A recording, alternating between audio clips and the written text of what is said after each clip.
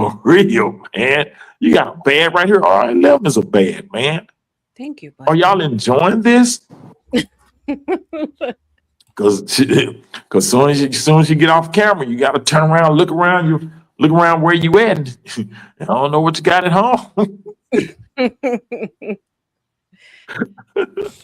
Ain't got nothing Yes, like R.L.M. That's for sure. yeah. Who hates R.L.M, man? Please. Hey man, hey man. And We you know all what we always kills got me? P Hub. You Thank know what God for kills P me? Hub. You always have P-Hub. You know what kills me though, and it's strange because it only happens on YouTube. It kills me when dudes try to shame dudes or guilt trip dudes for being attracted to attractive women. It kills me when, man. I used to come on YouTube a long time ago, man, and I see a baddest woman, and I would, try to flirt, and niggas would try, man, uh, dudes try to make you feel bad about this. I'm like, man, these cats are strange, man. Why don't you try to make a dude feel awkward about enjoying being around on the track? That used to kill me, man. I'm like, where am I, man? Where am Most of I? them Who probably are these like dicks, dudes? man. Who are these They dudes probably like really? dicks or something. That's why they're like. Exactly. Ain't nowhere in the world. They call you a simp right away. Yeah, exactly. They do. Man, please. I will be. Yeah, because I've seen some people do that in CT's chat. Oh, Moses being a simp. Believe that. I don't have to have them. I don't have to try to come at them or date them and fly them out. None of that. I just love being in the company of attractive women, knowing they're attractive, having that confidence being attractive. That's what it's about, man. And a lot of you dudes, you grew up without them. A lot of you dudes in here probably ain't never had a girlfriend in your life. So you want to shame a person that has been in the company of attractive women and have had them in their life, in their No, experience, in their past. Moses. And You see, to you guys, I sure hate it for you. I no, really hate Moses. that You you've see been this. losing your whole life. I've seen men like you compliment women, and women all get all. Oh, he's such a naughty boy, because you do it in a suave, sophisticated manner. But most of us who have no game say, "Oh, you're attractive," and we come across as creepy simps, and so we rather not say it because we don't want to come across as thirsty. But when you say it, you come across as all cool and suave and shit. And not we can't all be 007, man. I'm sorry, No, there's only one but James Bond. but you know what that comes from? That comes from the practice and reiteration of being around attractive women and building conversation and knowing what to say. If you're a goofball and you don't try to work on your goofballness, then what do you think is going to happen? Well, I mean, what do you think the results are going to be? You see a lot of goofballs or simps, as you would say, they think with their lower half, so they think in sexual terms when they're around a bunch of attractive women. When a guy like me, or not just me, other guys are around attractive women and we're used to it, we don't think with our lower half. We think about conversation, having fun, and just enjoying that moment. And whatever comes from that comes from that. And if it don't, it don't. You don't go in like that. You don't go looking for it like that. And I remember we used to hit these clubs, and man, I would see dudes just walk around the club 10 times through that whole night, just 10 trips around the whole club. And we got a lot of big clubs here in Dallas. I remember seeing guys just walk around the club trying to see and trying to catch. Man, we would post up in one spot, about 4 or 5 dudes. We'll post up in one spot, get our drinks, get food, we talk and laugh amongst each other. And the honeys would just come over. What y'all got going on? What y'all doing over here? And it just becomes a party right there. And whatever happens, happens. But we don't lead with our pings, man. We lead with the conversation. And that's what awkward simps, as you say, Humphreys, don't get. Y'all are the ones that are walking around the club all night. You see them in that corner. You see, here they come again. It's just like walking around a track, like old folks walking around a track. Here they come again. You see them again. Here they come I again. know. It's Oh, like watching NASCAR. They just keep going round and they round. come. You like, man, I just seen these cats, and here they go again because they trying to find. I ain't trying to find nothing. We just trying to post up, have a good time, and they're gonna come because we know they're coming anyway. We're coming anyway. They said, man, they ain't tried to holler at us or nothing. What's up with these? They come over and next thing you know, it's a party. We all on the dance floor kicking it. And then we leave. We'll go to another spot and they will follow us. because we ain't trying to get at them like that. You know why? Because we're gonna get them anyway.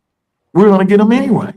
It's gonna happen. A But lot of these hey, guys don't have real life experience with women, though, to even know how to act or what to say. Unfortunately, they say Jay Prince gets more chick. Look, the quality. Look, the quality. The quality of chicks Jay Prince get, I don't want. I don't want. Yeah, I don't want that. So yeah, he can get a whole bunch of twos and threes. I'm gonna just chill out and give me some sevens or better. Yeah. So yeah, you can say that, CT. You probably get twos and threes too. You know? Yeah. But no. No, I'm not like that. Hey man, ain't nothing wrong with the two sometimes. You know the old expression, why eat beef burgers when you got steak at home? Well, sometimes you just want a doner kebab. You just want that nasty, greasy doner kebab. You're going through, and I'm not going. And throughout my life, I've had some fine ass twos and threes, fine ass twos and threes. You know, maybe they had a nice body, but they cross-eyed or missing some teeth. I had a few of them in my life, some fine ass twos and threes, but it was just shop and go.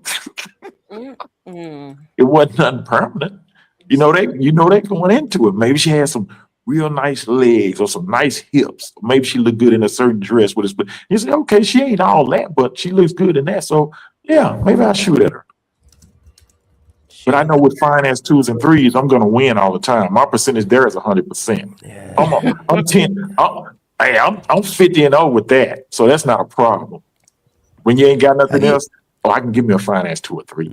Moses, have you ever had a 2 or a 3 that the face was just unbelievably horrific, but the body was unbelievable, tight, slim? It's like, how is this body on that face? Can I just like I chop said. and change? You just want to like a Lego piece or some shit. You want to take like I that said, off and put that fine in. ass 2s and 3s. Fine, that's what I said. Fine as some fine ass 2s and 3s. They got the Magoo face, but the body is there. The body's, and you like, man, okay, it's something to play with. Maybe in the parking lot, maybe get a 2 for 10 room, and then after that, hey, nice meeting you. I'm not looking for you in the daytime. Just turn around. Just turn around. Mm-mm. Oh, I'm horrible. Butterface. Everything but her face. Mm-mm. I don't judge. No, man. Yeah, but a lot of these guys I see are threatened. They're threatened by these, a nice looking female. So, man, I'm not bragging. It's just life. I've just experienced it. I've been around, all my friends aren't like that. I got some friends that's like, man, around women, they're just horrible. They are horrible. I mean, I've had females say, hey, can you get your friend? She didn't. I'm just going to tell you a story. I'm going to tell you a story. So I got a partner of mine. He's cool to hang out and drink beer with, but when you're trying to meet women, he's not that guy. Because if he does get some action, some conversation or something, he's going to really just go overboard. So I get invited to this little birthday party at these apartments. This chick I was talking to, she was having a birthday party and she had a little friend. So I took him with me. We went to the party, we kicked it, all of that. And then after the little house party was over, me and my buddy stayed because it was her crib. So I stayed there because me and her were going to do our little thing. And he was going to chill out with the other chick. And I don't think she was too attractive to him. But after that night, after doing our thing, went to the crib.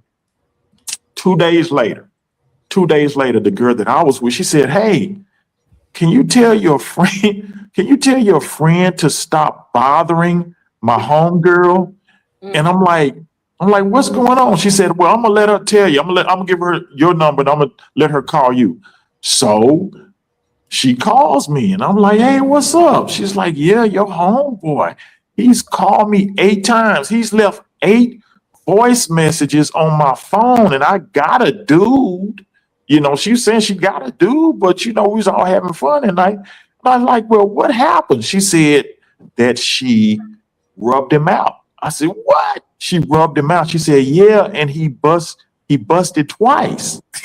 Which was, she said, yeah, she just gave him a hand job and he busted twice. I'm like, okay, but now he's been calling me and calling me. Man, this dude called her 8 times, left 8 voice messages, and she let me listen to him. And I'm listening to and he's calling, and he's like, hey, I was just thinking about you and want to see how you was doing and make sure everything is okay. Dude, he did that. She let me hear 3 of the voice messages, but he did that 8 times. Like I said, this dude wasn't a ladies guy anyway. He was short, real dark.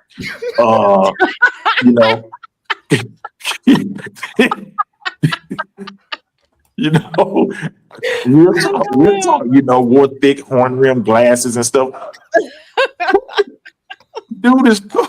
The dude is cool, but he just went. So what would it, and I noticed like me and him ran around for a long time. It's like he's one of my best buddies. I don't say friend, but he was a good buddy, good drinking buddy. But every time I'm telling you, every time we went out, he would always end up posted up with some little short fat chick. I'm serious. Be wearing big red lipstick and crazy hair weaves and stuff. He post up with them, and he started dating them. He started dating them, and this was the weird thing he would do. He would always, after I guess they've been dating for a while or been together, he would always move out of his place and move into their place. And some of these chicks he met had like 2 and 3 kids. And I would ask him, say, dude, why do you always leave your place and move in with these chicks? He's like, well, shoes, get to keep some money. He'll say something like, get to keep some money. Or some shit. I'm like, come on, dude. He did that like, so, I mean, throughout me knowing him, he always did that. He would leave the place, his own apartment or whatever, a little rental house. He would always move out and move in with her. And they would always, and these chicks, you're talking about 2s and 3s. These wasn't even finance 2s and 3s. These were like 2s and 3s you would see like working at the greasy hamburger place behind the cash register. These are those kind of 2s and 3s. And these were the kind of girls that he would gravitate to. Maybe it was all he could get. But he was one of them type of dudes. And yeah, because like I said, I took him around an attractive chick. He burned her phone off like 8 hours, like, golly. And to be honest, there's more of him than there are of anybody else. There's more of him than there are of anybody else. You think these black dudes, and I don't know why these black dudes talk like that, even JP, and I don't want to talk about JP, but these black guys run around like they just like the horsemen. But a lot of these dudes can't control their women. Even like JP come up here and brag, my dick. But I've seen niggas like that lose women so quick because they can't keep them. After a while, the chicks be like, shoot. When I was running around with a bunch of chicks, they'd tell me, when I lose them, they'll be like, well, all we did was have sex. And that's when I was young and wasn't really having nothing. That's it. All we ever do is have sex. So I was like, what's wrong with that? But it has to be more to it. There has to be more that comes with that, and a lot of these dudes don't have that. And I notice a lot of these dudes have congregated on YouTube.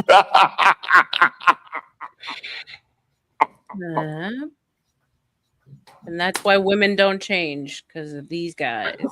How tall was he? This is not me bragging. This is just life. I'm just talking my experiences. I don't have to lie about anything. How tall was your buddy? Man, he was short. I mean, even when I was shorter, he was short. He had to be like 5'4", 5'5". Damn. I actually knew the guy because he was short. I actually knew the guy because when I went to college, I was a college freshman. He had been to like 3 colleges. He was like a senior. He ended up being like a 5th year senior, and we was on the same track team. I ran track in college, and he was on the track team too. So he was older than us. He was already older than us when we came in as freshmen. And then like I'm from he moved to Dallas and he knew me. So we started kicking it from there. But yeah, he was like short, dude, short. And then as he got older, he grew this pot belly. And that just made it even worse. But yeah, he was like 5'4". He didn't grow after college. He didn't grow. He was like 5'4", 5'5". How tall are you, Chaotic? I'm 5'1". No, you're Oh, not. wow. but at least you run, you keep yourself in shape and all of that. So yeah. So you good, man. And honestly, that don't matter, man. If a female enjoys being around you, just being around your conversation, you make, especially if you can make them laugh and stuff like that, dude, and they want to come around, dude, eventually it works out for you. So you said that she gave him a hand job. Yeah, and he busted nuts. At least he got something. She told me that. She told me that. Not him. She told me that. She said, "Yeah, I jacked him off, and he came twice." I was like, "Damn!" And real deal, the chick I was with was bad, but this chick was bad. I mean, she was like a brown skin. She had these smoky eyes, and she just had this look that just made you think, man. When you saw her, you said, "Man, she's a freak." It just made you think that when you saw her, she was sultry. That's the word, sultry. She was sultry. And how tall was she? She was like, she might have been like 5'7", 5'6", 5'7". So She's she all jacked him off. So she jacked him off, and he fell in love and kept calling her. Kept calling, leaving messages, and she said, "I got a boyfriend." She told me she got a boyfriend, but we was just having fun. So she said, "Yeah, I jacked him off." And I was like, "What?" I was like, "What?" Yeah, because I remember when she said I jacked him off, and we kind of laughed, and she said, "Yeah," and he came twice. I was like, "Oh shit!" I was thinking like, "Damn, I wish that was me." Shoot. And when's the last time you hung out with this guy? I ain't seen him in a while, man. I said he moved back to like the country, Yeah, so I ain't seen him in a while, dude. Cool dude. I think he hit me up on Facebook every now and then, but yeah, he come up here every now and then, like, well, I ain't hear from you because here tomorrow we got the championships here at Texas High School football. And he usually comes up for that, but I ain't heard from him. So yeah, he usually come up, but that's it. Yeah. But I ain't heard from him in a while. So you've mentioned that your darker skinned friends typically had the more challenging escapades or exploits for women. Why do you think that is, sir? More challenging? Not now. I have to take this disclaimer. I have some dark skinned friends that are like some real player type dudes. Yeah. Real player type dudes. But usually those are the taller ones, the taller guys that I'm around. Yeah. They real player like dudes, and they have no problem with women. The shorter ones do. The shorter ones do. You're the first, I'm serious, you're the first short, dark-skinned guy that has a very easygoing demeanor. Yeah. These guys, for some reason, they act like freaking gremlins when you feed them after dark. They're always buzzing around. They're always jealous.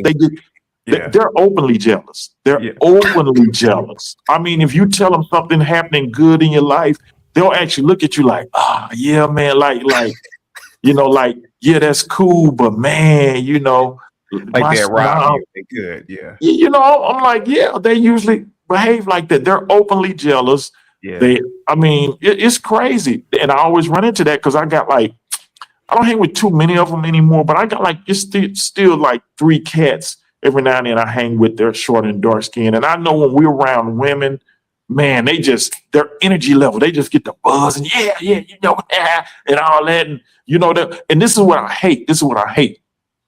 When we're around some women, they're the main ones that'll try to cap on everybody else to impress the women. It's them. Oh man, what about y'all? They'll start. It's usually them. The little short, toad frog built. They usually do that. I don't know what it is, but it just brings out, especially with a few drinks. Dude, they start trying to cap on all the other. Well, you know what? You could be talking to a chick and he'll just say something. Oh, what about this? What about that? You know, it's usually them. I don't know why that is. They call it what? Napoleon. But what if you're black? Napoleon was a short French dude. What about when you're black? What do you call that? It's the same thing. It's the same thing. Napoleon complex. Yeah, that's the same. Yeah, and I don't go out no more, but like, man, we could be at like a game. Like I say, we go to a lot of games and, you know, Maverick games and stuff like that. And man, they're always the most active, buzzing around. You know, they always, man, I'm serious, dude. Well, you know, Ivan, I already told you. You know, you remember the story I told you in second grade? Second grade?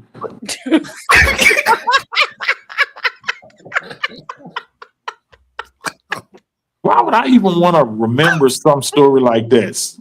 Well, I'm going to tell you because you just said that you never met a short guy like me who has like a level of confidence and I'm just always happy. Well, I'm going to tell you what happened.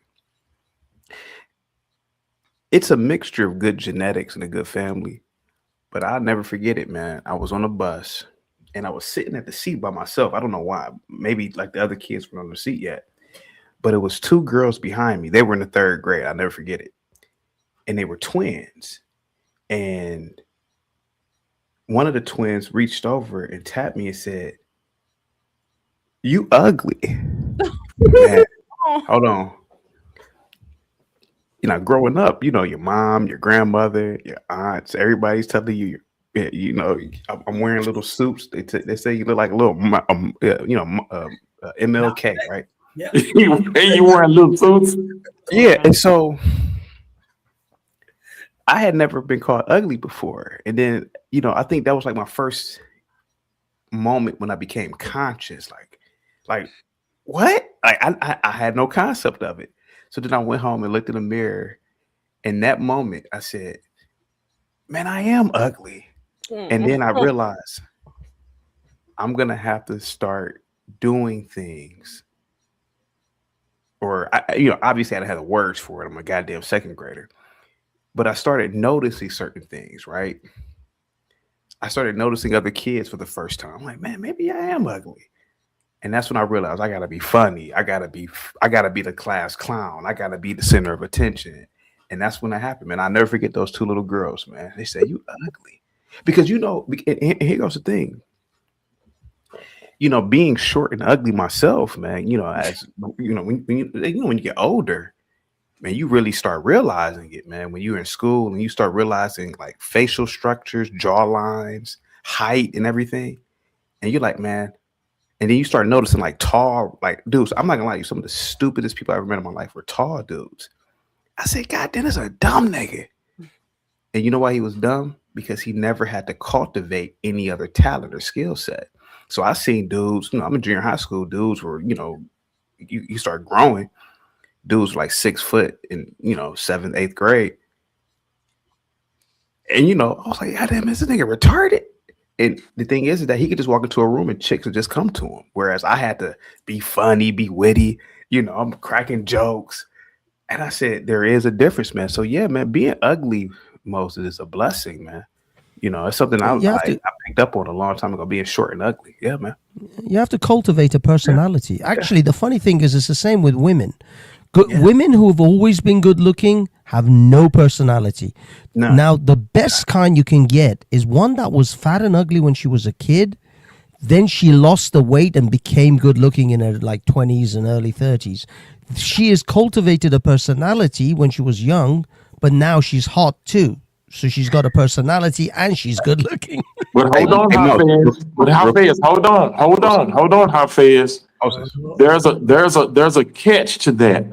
A lot of those chicks who were fat and lose the weight, they have that fat chick surgery. So now you're talking about a fat chick that couldn't have dudes, and fat chicks that have that gastric bypass surgery and they lose that weight, they become some of the most unstable freaks out there. I've Hey, you know, seen when I worked at this company, they introduced the gastric bypass surgery to the insurance plan. And a lot of the fat chicks started getting that surgery. And you knew they got the surgery because they would take like a leave of absence or some where they had to get the surgery and they had to be off for a while.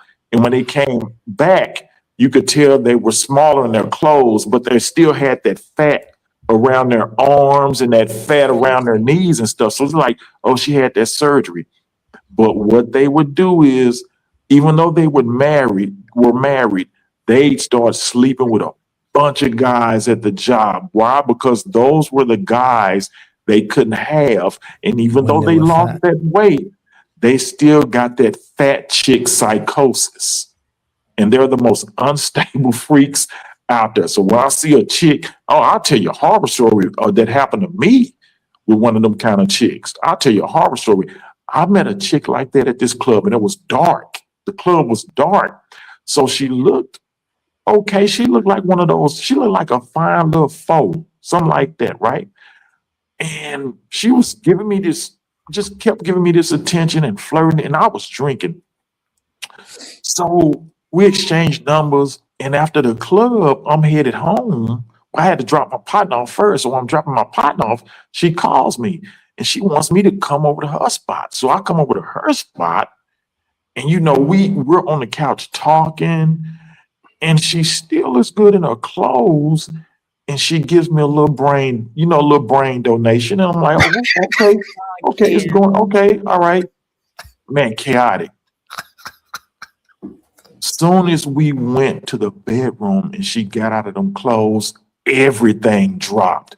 Folds and Yeah. everything. And when you talk about something that's like an erection killer, that killed my erection instantly. And I was like, oh hell. And plus I had been drinking too. So you know how when you're drinking, it's hard to maintain an erection. And then I seen all them folds. Oh man, I was straight limp biscuit. I like, no, we ain't finna, no. I was like, I gotta, I How said, did you get Sarah, out of there?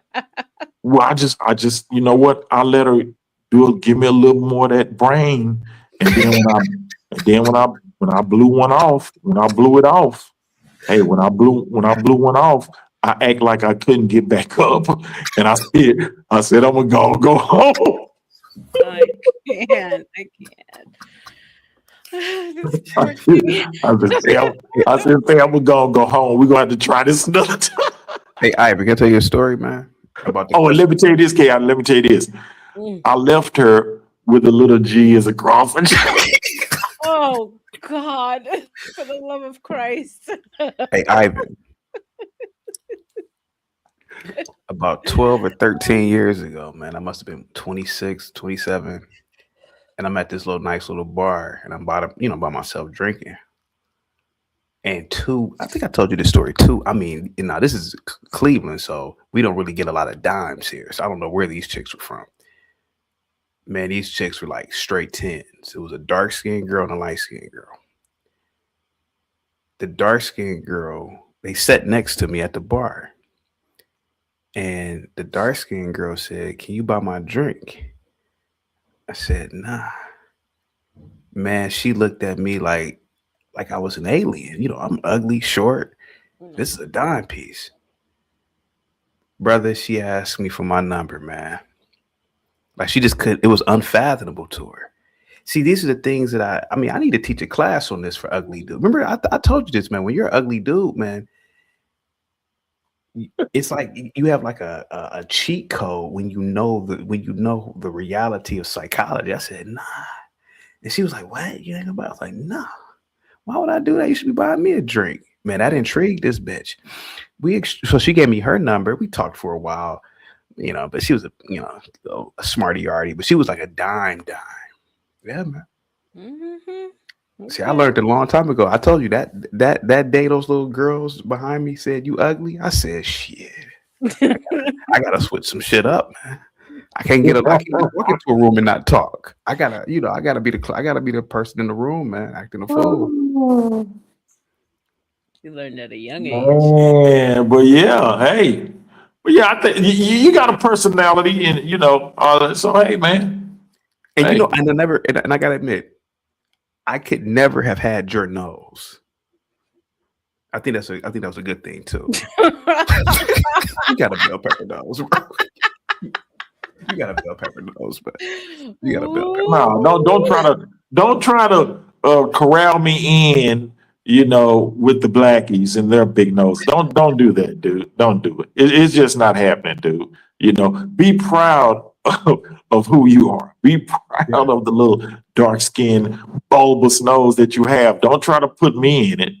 But No. LG, a lot of females go out to the bars with no money because they know dudes about them drinks. Oh yeah, that's old, man. Oh yeah, they don't go. Yeah, Dude, I had a homeboy, man, another little short black dude. I hate that. G-Tron with the $20 super chat. What's up, buddy? Guys, give G-Tron a big thumbs up. $sign of money. Must be the Monday that's got them on my side. Must be the Monday. I'm never going wrong. Must be the Monday that keeps me looking fly. Must be the Monday that's got me cruising in style. G-Tron's personal extension, great one for the little people. I want back on the panel. Dang it! Go ahead, guys. Go ahead. Hey, I had another little. Here's another little short dark story. What's wrong with short dark guys? They used to. I had a little short dark homeboy. I'm gonna just call him L. And there was this cluster of buildings we all worked at, right? And our main thing was going to Papa Do's on Friday for happy hour. We used to go to Papa Do's. Well, he was a partner. I don't think he was working. He was working part-time. So we doing our thing. We at Papa Do's, we got the food and the bread. We at the bar, we chilling. The ladies come, ladies are everywhere, And it was 3 chicks that came over there to us. So usually, and this is just me. This ain't just me. This is me. Usually we'll automatically buy drinks for all of them. If we're talking to them and having fun, we're gonna buy drinks. We're not gonna be splitting tickets and tabs and all that. We're not gonna be doing that. If you cool and we think you cool, having a good conversation, having fun, we're gonna buy the drinks. So we're all having fun at the bar, and I think one of my partners said, "Hey, L, you got it?" He said, "You got it?" And L started looking like this, like, "What? Got what?" And one of the chicks turned around like, "You got our drinks." Oh my God, it turned into a fight. What you think? What you talking about? I'm supposed to buy your drink. I ain't finna buy, this is what he was saying. And he was with us. So we're like, man, this dude here is tripping. But he was another short, dark dude. It turned into a whole thing. I'm talking about he got so loud because he was going back and forth with them. And we just looking like, man, oh man. They're like, but they said something to him and he really went off. And then the partner that asked him, did he have it? He got mad at him and said, see, you talking about buying this stuff for everybody. You see what you started? I'm like, man, this. How tall was he? Again, another 5'4", 5'5", maybe somewhere between 5'4" and 5'6". Yeah. No, but he got mad, man. And this was something we did. Well, especially happy hour at Papa Do's, it's so many people in there. Oh, you know who used to work there? Who? Kevin Samuels. Kevin Samuels. He used to be the guy that when you walked in, he was right there behind the little podium finding seating people. That was him. He used to work there. He was cool too. He was real cool. But them chicks gave him a hard time because he was skinnier than he was. Well, he was skinnier, tall, and he looked really nerdish. And them chicks used to give him a hard time because it wasn't no tables. And they would sit there and be waiting, thinking they're going to get a table. And he'd tell them, hey, we have no tables. Man, they used to talk cash money, mucho shit to him. And I was like, man, we felt sorry, but he was cool though. He always looked out for us when we was by the bar and stuff. But yeah, Kevin Samuels. And when I started seeing him on YouTube, I'm like, man, when he said I said, yeah, that's dude right there. And said he used to hang at the Bronco Bowl. I'm like, that's dude right there. Yeah. But yeah, man, he wasn't what he became. I guess he was still blooming at that time. But wasn't no YouTube back then, and he was working at Papa though. So yeah, he was on the struggle. Yeah, we was working 9 to 5 jobs. We working in office buildings and stuff. I mean, this cat So he working was in at his Papa 40s. Do's. He was in his 40s Huh? at the time. He was in his Huh? 40s. He was in his 40s at the time. Was in his 40s, I think so. Yeah, he could have been. Yeah, it was about that time. Yeah, it was about that time. Yeah, Hey, I didn't know Hafez, how old he can you was help me out then. with I'm out of something? here, guys. Peace. Thank you so much. Bye, Hafez. No, I thought he was Hafez, wait. younger. Hafez, wait a minute. Oh, he Damn already it, he broke up. ran. I just wanted him to say one thing for me, Chaotic, Yo, because I love hearing people directly say it. It's the funniest thing, in my opinion, it's the funniest thing in the world to hear somebody say, I'm an atheist. When he said that earlier, when he was on the show earlier today, I was at work. I was wrongfully listening to it because I wasn't even supposed to have my phone on the job site. But I had my phone with me and heard Hafez say that, bro. I dropped my phone laughing, bro. My supervisor about broke his foot off of my ass. But I was dying. Every time I hear somebody say that, I'm an atheist. It just something about that just tickles me.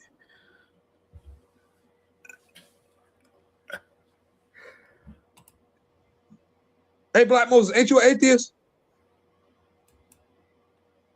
I'm agnostic.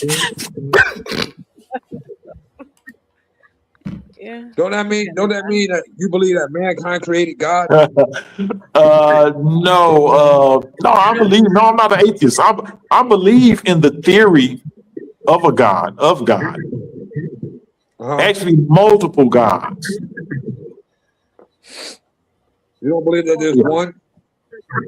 No, I'm not monotheist. I'm not a monotheist. And that's the thing. You know, I believe there were multiple gods. There's just too much difference and indifference throughout the world for there to be just one God. And I think it's vain. I think it's very vain of men to believe there's only one God and then say, well, this God is this God is this. No, you can't tell God what he is. God tells you what you are. So when y'all are trying to pinpoint this and say, God, my God is this, no, you don't know what your God can be, you know. And the only thing I live by is we are all given a little piece of our Creator. And you all don't have to be the same because of the power your God gave you. You could be a different individual every day, but y'all don't realize that. Y'all don't realize that you could change your life, change your thinking, and change who you are every day. You don't have to be the same person back in elementary school, like Chaotic just told his 2nd grade story. You don't have to be that same guy. Your God, your Creator, gives you the power, your cosmic entity gives you the power to be a different person every day. Every day. But we don't take advantage of that power. Calm your drunk But I ass do down, believe big in the homie. theory of God. Okay, got it. I'm gonna keep it 100 with y'all. This is 100%. I haven't changed not one bit what I am, not one bit. But I'm gonna keep it a stack, bro. And this is why I got mad love for Chaotic. I got mad beef with Chaotic on a personal level outside of the cyber spaces. You know what I mean? But that's between me and Chaotic, and it'll never amount to or come to anything. You know what I mean? The powers that be are on both of our sides, so I'll never clash with him of his cohort and henchmen, and I'm with him against any other foe. So the beef can't go nowhere beyond words. But I got mad love for Chaotic, and he said he got respect for the donations and contributions that I made monetarily to the show, which made me gain even more love for Chaotic. That's why I'm so comfortable in talking trash to him. Real shit. But who I am, as far as character and person, this channel, this show has been so therapeutic, so comforting, so enlightening, and so enriching that I really know for a fact that I've become a much better person because of this show and this channel and to Chaotic Truth. Real talk, bro. Real shit, bro. And I actually have respect for Chaotic Truth, bro. He'll never be my enemy. The beef I have with him is only about words, nothing else. But it is words that can't be expressed on the panel. You know what I mean? Like, I really love you, Chaotic, bro. I really love you, G. Chaotic, you a G, bro. I know you do, bro. I know you do. When we be communicating with each other, outside the show, my nigga, bro, I know, bro, because you could have had me erased already, though. Real talk. I ain't mean to change. I said I was gonna chill. My bad. But now I want to talk about atheists. It is kind of vain for us to. It is kind of vain for humankind to think that we're unique in this universe when the only planet that all of us have been to has life. How can you think that we're unique to this universe when the only planet every human being has been to Earth? This planet has life. The only planet everybody's been to has life. How can you think that other planets don't have life? That's very vague.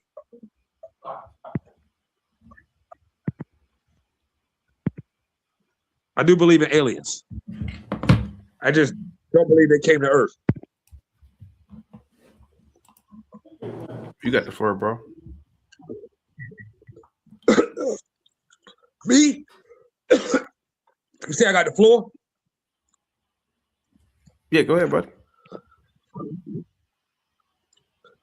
I'm freestyling, bro. I'm just chilling, man. Like today's show, bro, Kiara, you a cold piece of ish for today's show. The way you stomped the kick the backs in a B dubs today, bro. On some real stuff, you had me emotionally compromised today. You had me really just ready to step up. If you go back and read my super chats from earlier today, I was like, okay, Kiara, that's enough, bro. It's time to try to talk about fixing the problem and helping B dubs. Real talk, bro. When Republic Room came on the show, that's what made me get mad enough to be like, F B dubs. But also real talk, bro. I love black women. I do. That's no lie. I don't like their behavior. I don't like their attitude. I don't like their disposition. I don't like how they allow themselves to be used. As a psycho Bible thumper, I know that the devil's like a lion. Lions prey on the weak. So I know that black women are weaker. The devil's preying on them. And he's using them to destroy the rest of us. But it sounds I like love they've been black saying women. the same things for like ever. Like if you were to take those It's clips true. that you played today, which were what from the late '60s, something like that, and then play them against what they're saying today, it's the same exact thing. Nothing has changed as far as what they're saying. That's what blew my mind Hey, watching that's it why today. that's why I'm here. That's why I'm here. Like as a self-proclaimed gangster, and straight up G, I take confidence and my boast is in God. There's no personality type that goes outside of the awareness of God. No man has ever killed as many people as God has killed. There's no level of gangster or thug that supersedes God. So with that being said, me having faith and belief in God is what gives me my boast and my confidence. The fact that I verbally acknowledge that he is true. Anyway, the one thing that's being left out from back then to now and going forward is the spiritual aspect. The war between good and evil at the spirit level, between light and dark. The demon forces that are confined to the earth versus the heavenly forces that want to fight for our salvation. That's what's being left out. It's not a gender war, man versus woman. It's not. Spiritual. It's a culture war. It's a culture war.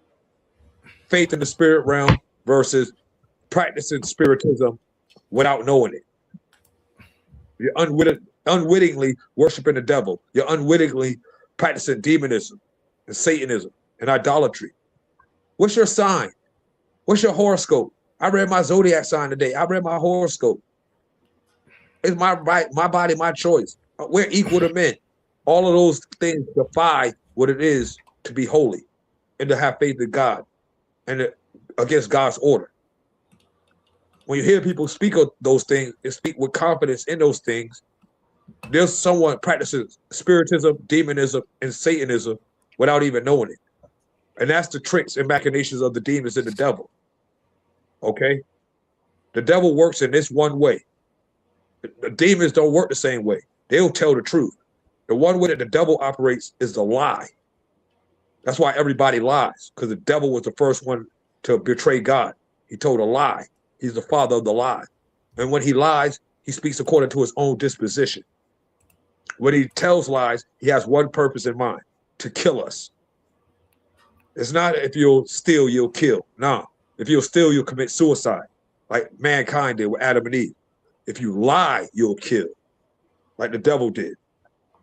When the devil told that lie, he wasn't trying to steal or do, he was trying to kill us. That's what Jesus said.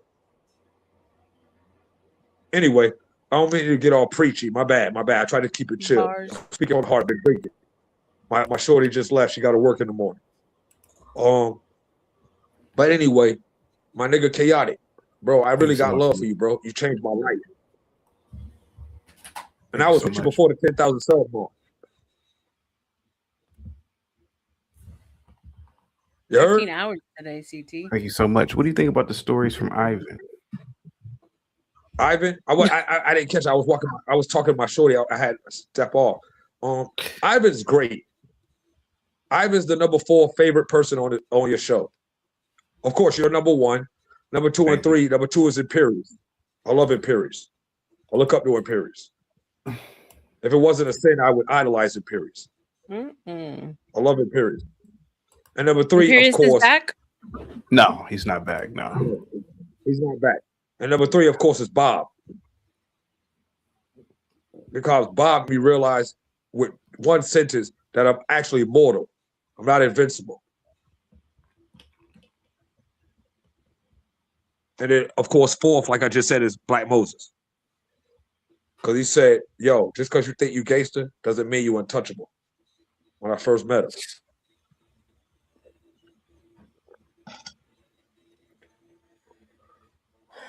And I like Sir. I like Eric. Eric's funny as hell. I like Leonard. I like Kung Fu because he leads with his spirituality. I love all the women. Even Republic Room, because I know Republic Room's retarded as hell. She's just retarded. She's not. She's very well spoken. I like to hear her debate. Yeah, it's easy to do that. That's called mimicking. Just like Kobe Bryant mimicked Michael Jordan, but he's not Michael Jordan. She's mimicking. And the imitation is the purest form of flattery. She's mimicking white women. Imitation. That's all that is. My favorite woman, of course, is Lindy Lou. My second favorite is Moxie Witts. Where has Lindy Lou been? She's been up in a while. She's working for me now. Oh, yeah? She's working for me now on the stroll. Stupid. I can't imagine Lindy Lou on this show. It's messed up. I got some poetry for y'all. This is not an original piece. Written by my main man, Fly Guy. The name of this piece is called Mis putas me quiten mi dinero. ¿Qué te pasa a ti, niño? See, wait. Hey, my piece better have my money. Through rain, sleet, or snow. My hoe better have my money. Not half, not some, but all my cash. Porque si no, voy a poner mi pie en tu culo. Oh my God. Don't quit your day job with that one. You need to work on your Spanish, but it's all right. It's all right. See, wait. Yeah, I'm working on it. But actually, yeah, see, wait. And CT, Anyway. by the way, I was born here. I wasn't born in Cuba. My dad's Oh, okay. yeah. Ooh, Cuban. I think Cubans. I think outside of Spain itself, I think Cubans are the second best Latin/Spanish country on earth. They have the most Spaniard influence when it comes Only to place better than Cuba that speaks Spanish as a main country is Costa Rica. Costa Rica. Pura vida. See, wait. Tranquilo. I tell him, quítate a la vega. Cállate la boca. Sí. Tranquilo. Asqueroso. Sucio. Me, el guapo. Man, y'all making me hungry for an enchilada plate. California burrito. Oh, go ahead and order from Chili's. Is that where you order from, Moses? Chili's? Qdoba. Ooh, that Chili's was good. Ooh. Qdoba. You know I'm in Texas. We got the taquerias. Taquerias. I can eat 10 of those street tacos. Have you ever had Cuban food? I had it one time. There was a little place downtown. I used to work downtown, and they had the underground tunnel, and they had a Cuban restaurant, and I had a Cuban sandwich. Oh, that shit was nasty. No. Are you in Fort Worth or Dallas, big homie? You in Fort Worth or Dallas? I'm in Dallas. I thought so. Yeah. I remember. Yeah. No, I wanted to ask Kung Fu something. I'm sorry to cut y'all off. I wanted to ask Kung Fu something. Bear with me. I'm a little intoxicated. Me and my shorty was drinking all night. Before you do that, Jiltron, R.L.M. What is that? I said the Cuban sandwich was nasty, but I'm just messing. What is the turnover? It's like an empanada, but it's Cuban. What is that? Like a sandwich? No, it's a turnover, like a beef pie, beef patty, a beef pie, like Jamaican beef pies, but it's Cuban. What is that? Are you talking about pasteles? What is it? It's like wrapped in like a thing with like a little rope pastele. Okay, is that what? Yeah, it's like a Jamaican beef pie, or turnover, like an empanada. Yeah. Yeah, I remember that. Yeah. That was good. Yeah. But that was my only experience with Cuban food. But it was okay. It wasn't like, go crazy, like Chili's. I can't, not Chili's. I want to ask you something, Kung Fu. Can you hear me? I can't hear you. I'm glad Chaotic's letting me ramble on. You know what I mean? Big respect to Chaotic. But you let off with your faith and your religion. Are you Christian? Christian is a slur. It's a slur. Christianity is a slur. It comes from Syria and the Syriac language. Cap. 14 years after Jesus Christ's death and resurrection at Antioch, they began calling themselves Christian. It's not a slur. No, that's cap. No, the Syria. You can't tell me that, bro. I'm talking about the Bible and attitudes. What? The Syrians created that slur. I'm a follower of Jesus Christ. Right. That's what it means to be a Christian. Christ-like. It was a slur. It's like calling somebody the N-word. That's what it is. Listen. Bro, you got to use biblical text in order to convey this message. Everything and anything I'm going to say to you is going to come from the Bible. If it ain't coming from the Bible, I'm not accepting it. That's fact. The word Christian is not in the Bible. The word Christianity is not in the Bible. Not Christianity, Christian. There's two forms of Christian. Christendom, which is the Romans and the Roman Catholics and the Protestants who go against the Roman Catholic, and there's Christianity, those who adhere strictly to the Bible and apply 2 Timothy 3:16 and 17. Now, based on that, like I said, are you a God-fearing man as far as the God of the Bible, and do you believe in Jesus Christ as your Lord and Savior? Yes or no? Yes. Okay, so are you a Christian as far as practice, faith, and church attendance? I do not accept that title. I am a follower of Jesus Christ. I am actually a believer. I can concur. No. You're not wrong. Because I'm the same way, but from a different angle. Because I don't accept being called a Christian either. But it has nothing to do with the practice of Jesus Christ being right or wrong or being a slur. I don't accept being called a Christian because as an evil and wicked, bad man that I am, I'm not worthy of being called Christ-like. I literally, dog, and I claim to this. And thanks to Chaotic, I'm trying to improve. This is why I've gained so much love and respect for Chaotic and Black Moses, because Black Moses was the one who told me to be in fear. Because I'm not scared of anything. I'm crazy, dog. I don't know if y'all can see it. I'm gonna show y'all something special. I never showed this before. I got shot in the head before. See that? Can't see anything. I see the scar. Okay. I've been shot in the head before, dog. I've been shot in the head before. And the nigga who shot me in the head, guess what happened in that situation? Where I got shot in the head, it was being robbed at gunpoint. I'm the one who went to jail for what wound up happening in that immediate situation. Because of what I did to the niggas who did that shit to me. I'm really a gangster, dog. That's why I don't feel no fear. That's why I feel invincible. Got shot in the head, and in the situation that happened where I got shot in the head and was being robbed at gunpoint, I wind up going to jail. Okay? Well, I believe that Christianity is the truth. I believe in God, the God of the Bible. I believe that he is true. I believe that Jesus Christ is that first angel that he created. I believe that Jesus Christ was that angel he was talking to when he said, let us do this, let there be that, let there be this, let there be that, all that.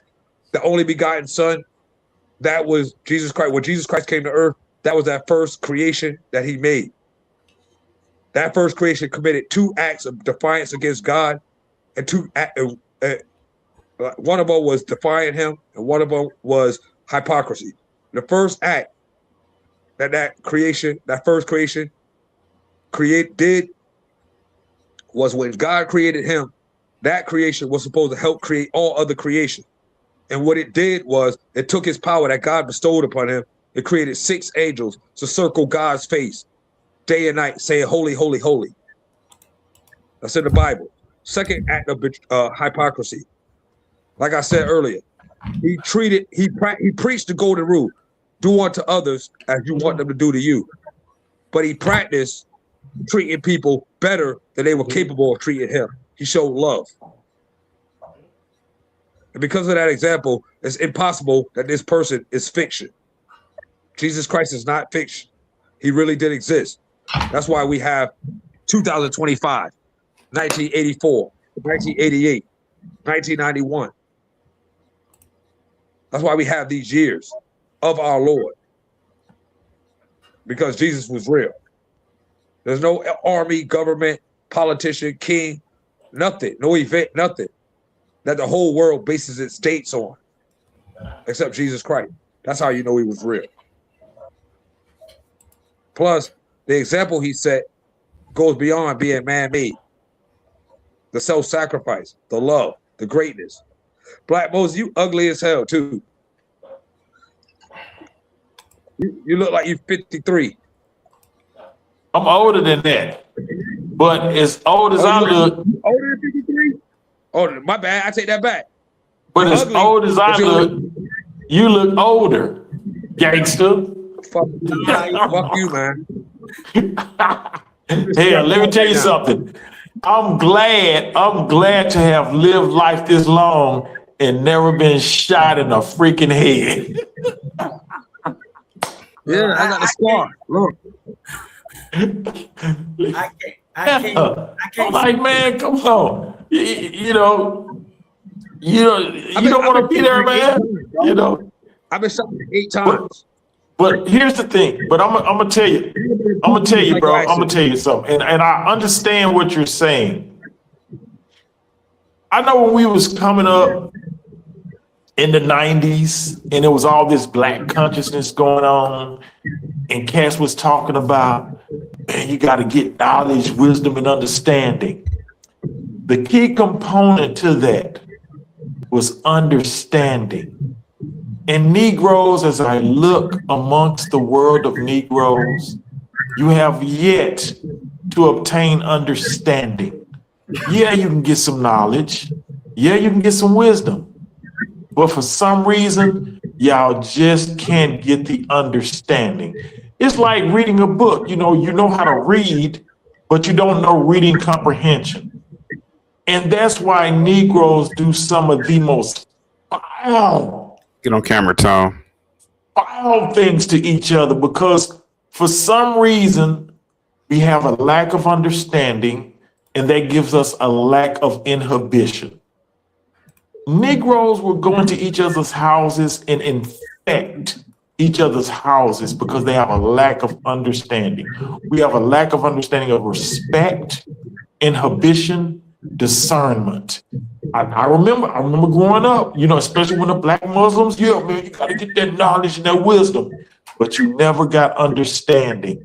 And still today, you still lack understanding.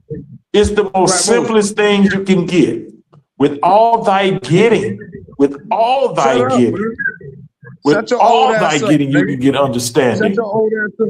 Because I'm going to admit Now, two things to now you. you're mad. You don't have the understanding. Get on camera, I'm only Tom. talking. Get on camera. I'm only talking. My bad. My bad, I Chaotic. was just telling Tom to get on camera. Go ahead. Go ahead, buddy. Hey, big Yeah, homie, listen, so I call you go big ahead, go homie to respect and to acknowledge that I believe whole soul that you're above me. Because I got 3 areas of intellect that I like to acknowledge: education, intelligent, and smart. I believe that you're more educated, and I believe you're smarter. But I don't think you're more intelligent than me, bro. I'm far more intelligent than you. what does that mean? What does that mean? I'm about to explain. No, what does that mean? What it means is you know how to apply what you know better than I do. And because of your education, because of what you've been taught from outside sources, you potentially may not have more access to knowledge or power than I have. But as far as intelligent, my capacity to take it in is far greater than yours. No, it's not. It's Listen, not. I got one of those. And I'm going to tell you why. I'm going to tell you. I'm going to tell you why. Hold up, Black Moses. No, because you the big. No, I'm going to tell you why. Let me tell you why. Let me tell you why. See, Okay, there go it ahead. goes. Understanding.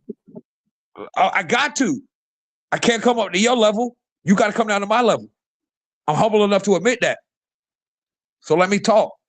You got to level with me. I can't level with you. I call you big homie. I'm not the big homie to you. You the big homie to me. But what I'm saying, Black Moses, is this. I'm going to keep it short. What I'm saying, big homie, is this. I don't claim to know everything, but I do know this. My intellect is what kept me alive when I was sitting up on that hospital bed as a vegetable, dog. Where people thought I'd be gone for 6, 7, 8, 9, 10 months. I recovered in a matter of days, dog. My thinking. My father cussing me out while I was unconscious. My mama crying. My sister was crying. My brother shooting water guns in my face while I'm laying up with tubes and shit in my mouth. You understand me? Anyway, all I'm saying is this.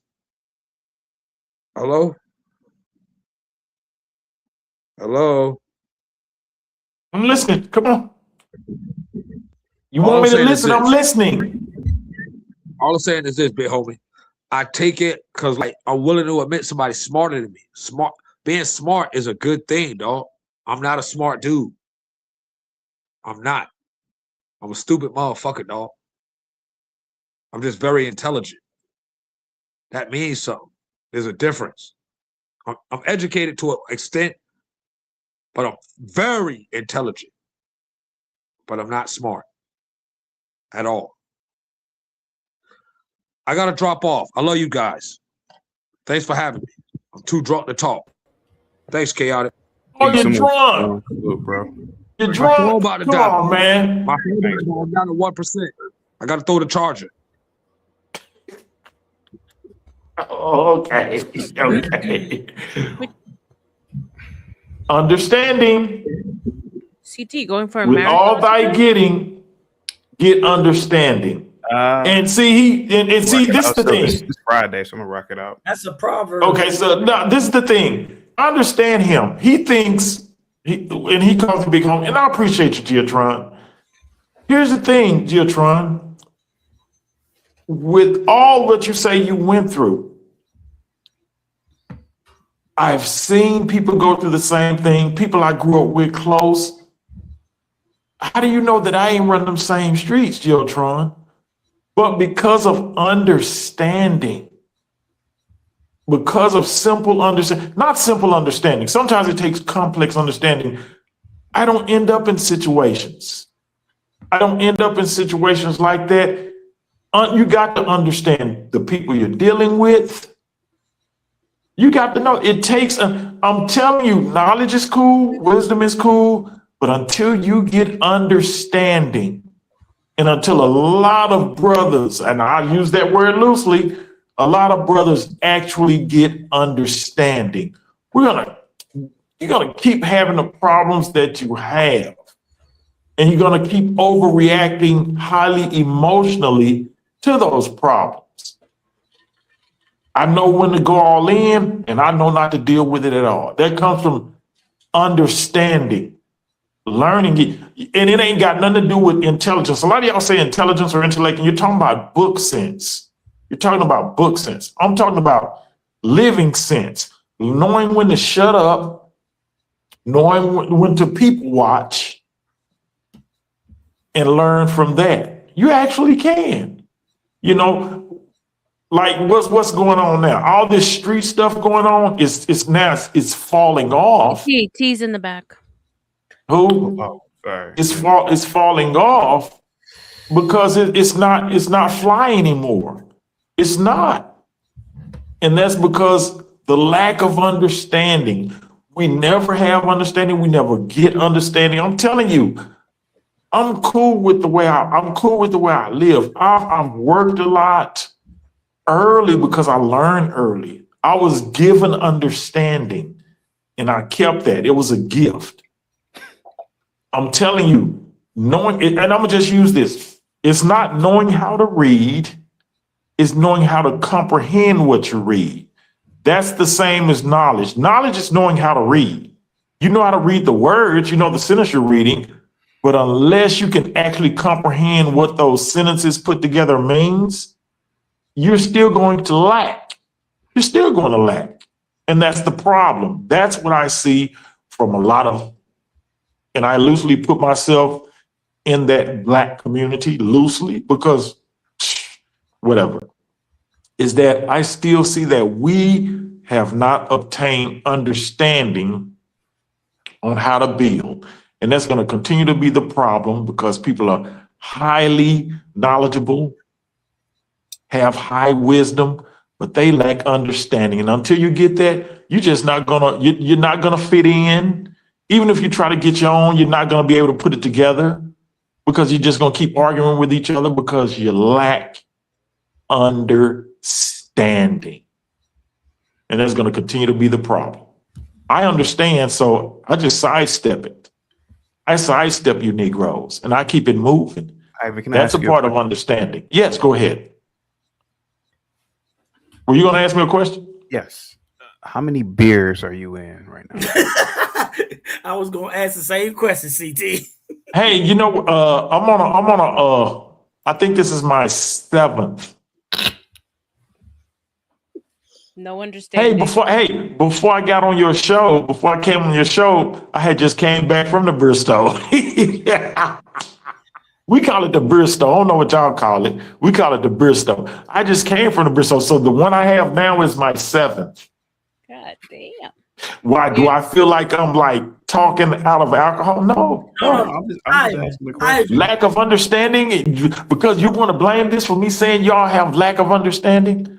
Ivan. I'm just asking a question. Bro. Ivan, I've been nursing this same can for the whole time I've been on this show. Mm-mm. You don't know how to drink. That's what that means. You don't know how to drink. Say, I come from being around drinkers. Hey, when I was a little boy and we used to go to Louisiana for the summer, I had two uncles, but Uncle Bubba, Uncle Buddy.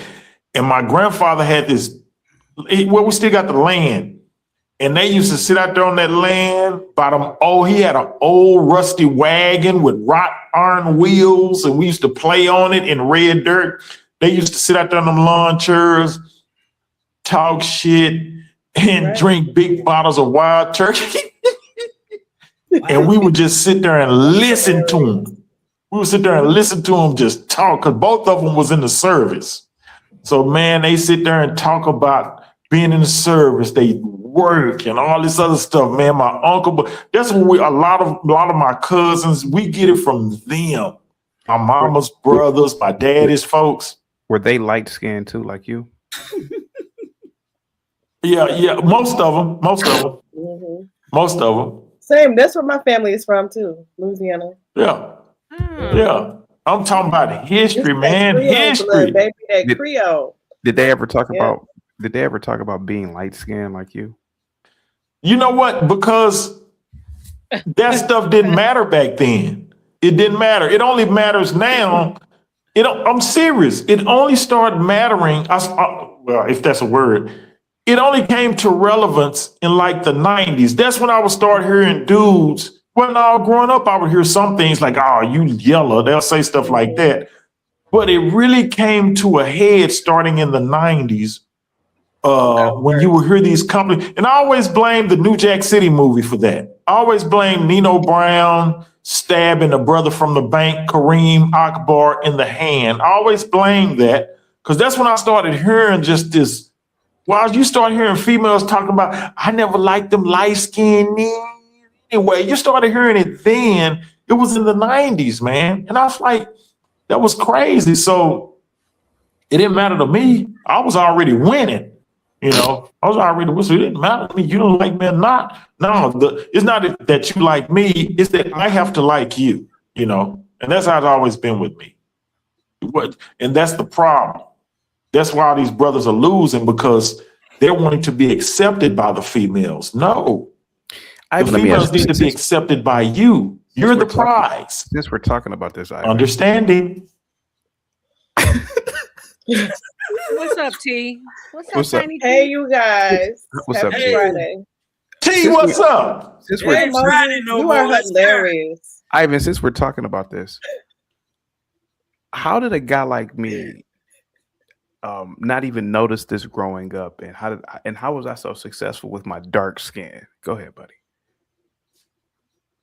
How you so successful with your dark skin? Yeah, like I never had these like that. Your friend, they're mad at the road because you said you're dark skinned friends, but I never looked at it that way. Well, you know what? You are a brother of the craft. So you've been indoctrinated with an understanding. That's part of it. And then you have parents that come from the motherland. They have an understanding. So those things combined gives you a leg up on just the average everyday black. You know, if you want to put it like that, that gives you an advantage. You were given a different understanding because you come from a different background and you've been introduced to a part of the culture that is more beneficial, that has an understanding. That me coming from the same craft, I know. So that's why you've been able to have some success. You're able to move through it where some people just can't, they wear their emotions on their sleeves and all this other stuff. So yeah. Well, a guy like JP, right? He's not here, but he's a dark-skinned guy. JP, yo. He's a dark-skinned guy. He's a tall guy. How is he able to go through life being dark and black and successful? How do you define success? Yeah, define success. Yeah, how are you defining success? So JP's a hobo. That's what he is. If you want to just say it bluntly, JP's a hobo. And the way he's succeeding in life is like, going to Dollar General, you stuff like, going to Family Dollar stuff. If you call that succeed, at the same time, yeah, he's succeeding on that level. Yeah, he's able to, street hustle, get EBT cards. And I don't want to talk about that hobo. There's levels. Yeah, because you threatened to call Social Security on the Child Protective Service. Hey, I was gonna call for that discretionary income. He was bragging about that food truck.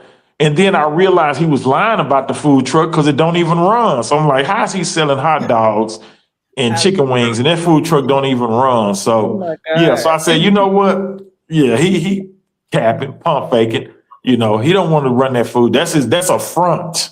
That's a front for him. But here's the thing, man. He has an appeal, don't he? Does he have an appeal? My thing is, He's why doesn't funny. he take advantage of that? It's like the things that he can succeed, like on YouTube, he doesn't take advantage of them because the way he moves around YouTube, you think this guy has 100 million, upwards to 100,000 million subscribers, people watching him all the time, but it's still stagnant to me. But I have nothing against him, you know. Listen. That's fair. JP worked the system. He worked the system. I tried to work the system just last month. They sent me something in the mail. CT, they sent it on legal paper in big letters. You denied. I was like, I'm thinking to myself, I'm like, I could have sworn 55, I could at least try to get some with my disability from the military. They're like, nah, when you denied. Wow. And big Dude, letters. That's messed up. But that's when the lady told me at Social Security, oh no, the new age is 62. The new what? She was like, the new retirement age is 62. I don't get that because you was in the military? Yeah, I was in the Navy. I think retirement age should Were be you like full time? 50, Yeah, I did 8 years in the Navy. Because I did active duty in the Air Force, but I was really a reservist. And man, I got more than active duty people, you know. And I was like, how is that? Because I didn't serve in a war. I just did my accountability. You know, you get called for accountability. You do your exercises. That's right. And I was able to get my GI Bill. I was able to get a home and all that. And I'm like, when I heard guys that actually served every day active duty for straight years and didn't take advantage of it, I'm like, man, how is Do you that? think that's because you were light skinned, Ivan? It probably was. It may have been because I did look good as when I was in there, we were still wearing high top fades. I had my uniform on and all. Yeah. So yeah, you could probably tell because man, I had some. I really took advantage of it, man. I had females that liked me from Guam. I had a Filipino, and I was a reservist, man. I was doing active duty as a reservist.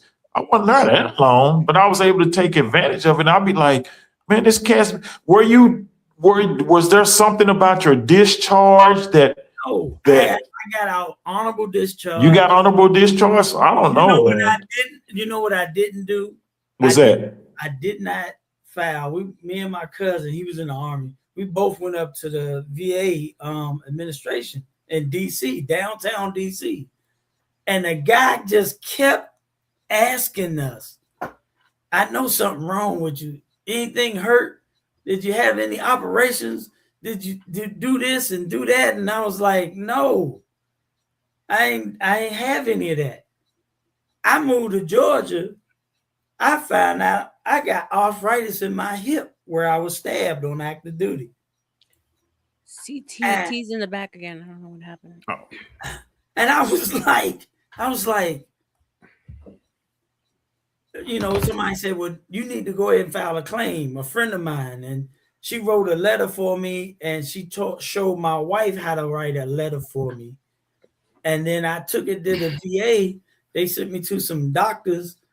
And the one doctor told me you should get 80%. You know, your hip. He said he was asking me, he's like, what's going on with it? I was like, when I got stabbed, I got rushed to a civilian hospital, and I sat on the gurney for 3.5 hours until military doctors came to the hospital because none of the other doctors on duty would touch me because I was military property. What? Yeah, all they did was drain the blood off my hip and make the scar longer and sewed me up. That's 1 crazy. week later, it got infected. Now I'm at Naval Bethesda Hospital, which is now Walter Reed, and they had to cut my whole hip open, wide open. And then they said, we're going to just let it heal on its own. I had a hole in my lip, in my hip. And now I got a scar that looks like a T from where my hip closed in to be healed. That's Wow. And I was like, that's service connected. It's like, no, that's not service I have a connected. question, and I Yeah. ask this question a lot, like to military, like veterans. Mm-hmm. I know the benefits. Some of the benefits are good, but do you have any regrets as far as, or would you? Okay, not regrets, but would you tell Do it your again. sons or your nephews to join What? the military? I got a nephew in the Navy. I know I would. Look, I tell everybody. I don't want my sons in the military at all. No. Period. Mm. Absolutely not. Don't Well, they you have well to you wait do for- you're doing them a disservice, and you're just like, I'm serious. don't- You're just like my mom. You're just like my mom. What do they Because have to know, though? when I graduated from high school, like I was an athlete, but I wasn't a top rated athlete. I was like mid. So I got a bunch of JUCO and small college offers. And my mom, she loved that. You know, I had a couple of coaches come down and visit, take us out to breakfast and stuff, but they were like small college. So I ended up going to one of the small colleges. But my dad knew me. He was like, this Negro ain't into these sports like that. He likes chasing girls and hanging out. That's So right. before it was like maybe a month before, he sat me down. He's like, hey, you know, I know you go to college for the sports and all that, but look, there's Army, Navy, and he said it's just like Air Force and Marine, because he was a Marine. My dad was a Marine. And my mom was there. She was standing outside the door listening to him, and she walked up and said, She did just like that. And he didn't take it no further. He didn't argue with her or nothing like that. And that's why I ended up going to college. But this is the thing. I was in college a couple of years before I got disinterested in sports, because all we did in college, we pledged, we chased women, we jumped on the freeway and I was in Arkansas. We went from little town to little town to little town, chasing them Arkansas country girls and barely showing up to class. Hey, real quick. T, have you looked at the poll question? Yeah, I saw that. Don't you think that Ivan has a bigger bell pepper nose than I do? Let me take a look. Didn't he win? Let me see. Okay. My nose is narrow I'm trying here. to figure Look out at- how look I at- got in the poll. Look at that. Look at that. But Those glasses would fall off my face. it's a different shape. Okay, let me I think Moses' nose is a little wider than yours, and it has more dimension to it. Yours is more flat and like rounder around. Yeah, so Exactly, like a grilled bell pepper. Moses, respectfully, my Dallas, Louisiana brother, you might have the bell pepper. Yeah, I think you got the bell pepper nose, bro. Man, get her up out of here. I'm trying to figure out how I got in the poll. That's hilarious. I don't understand. But okay, shout out to you, CT. You know why it's on a poll. I don't know how I got in the poll. I don't No, understand. how did you get there? He just did that. That's crazy. Yeah, man, but Kung Fu, man, I'm sorry to hear about your problems and all of that, man, but that just sounds like some typical dark skin issues. You ain't shit for that. Yeah, it sounds like some typical mistreatment of the dark skinned brother. Moses, I was not this dark when I lived in Washington, D.C. and Maryland. What? Yeah. Are you kidding me? I got to Georgia. When I got to Georgia, that's when everything got darker. Oh yeah, in the South, yeah. Now check this out. Check this out. I am a convicted felon, right? Okay. They came from Maryland all the way to Georgia, and Batman kicked my door in about some mortgage audits.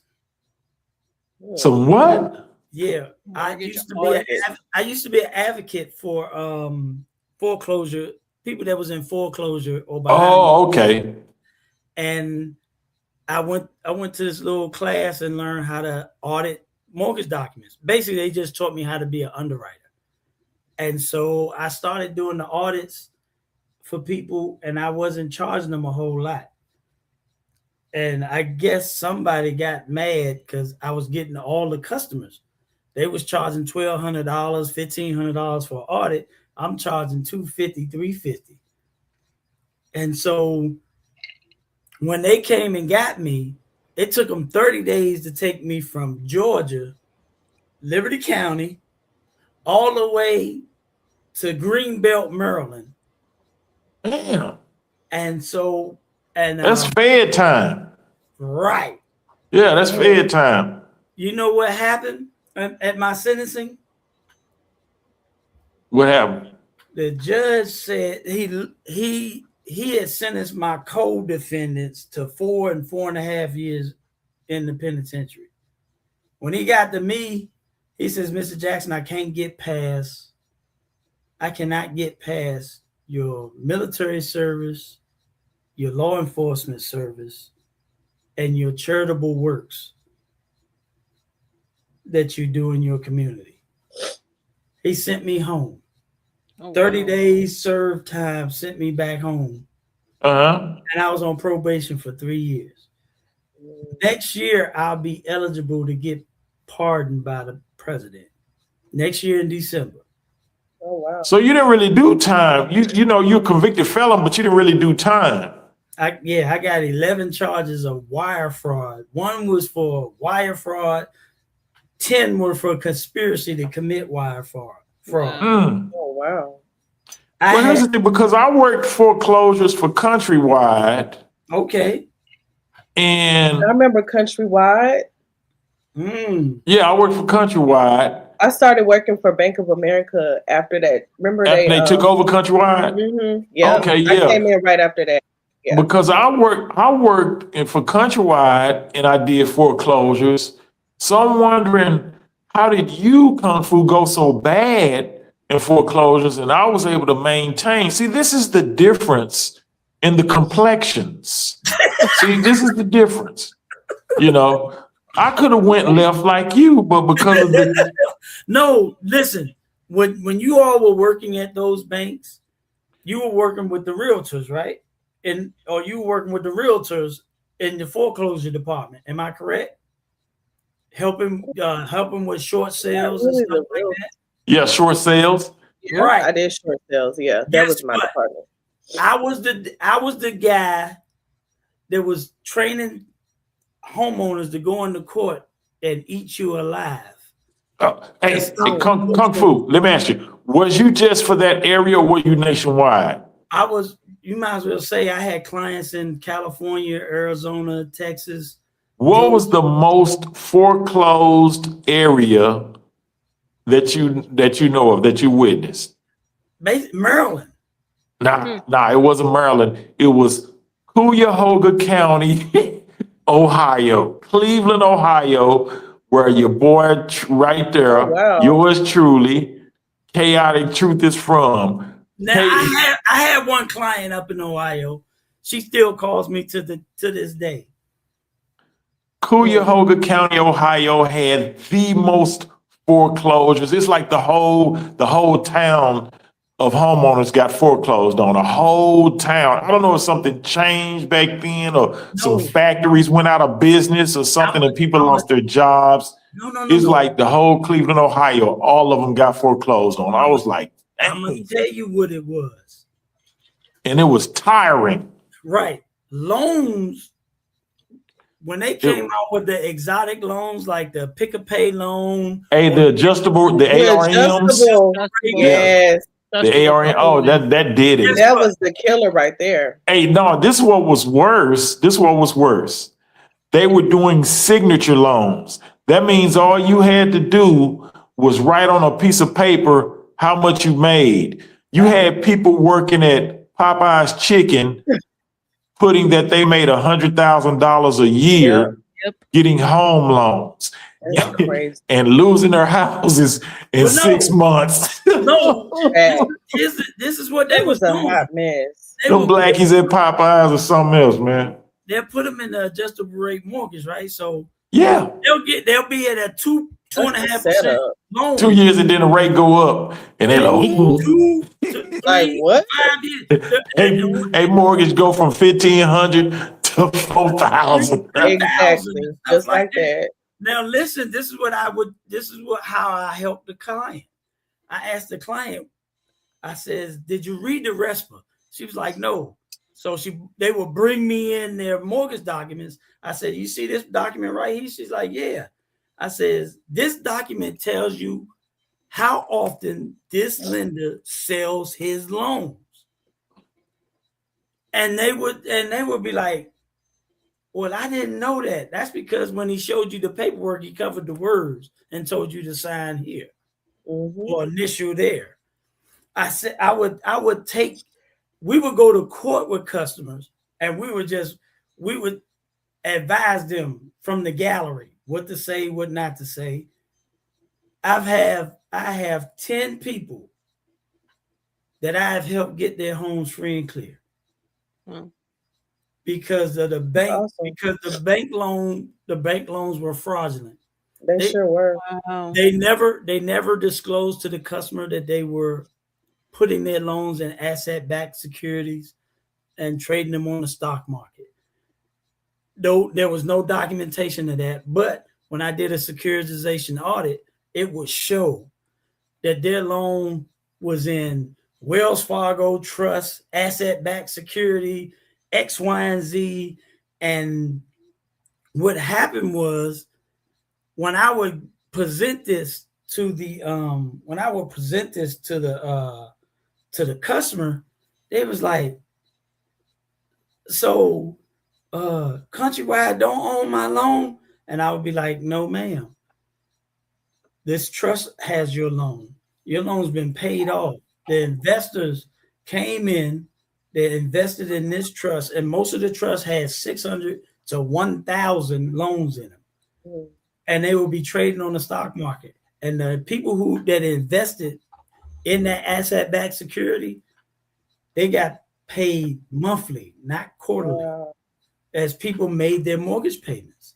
And so I was just like, how in the world is this happening? And I started talking to people, and I had attorneys calling me from California. Weird. You're beautiful. That's why. Thank you. Hold on. You guys hear me? So you're frozen. Yeah, it's stuck. Yeah, I don't know. I'm not frozen. No, chaotic is. Oh, so yeah, you are frozen. And so Somebody came in here and said it's 50 degrees out here, and I'm acting like, dude, it's cold.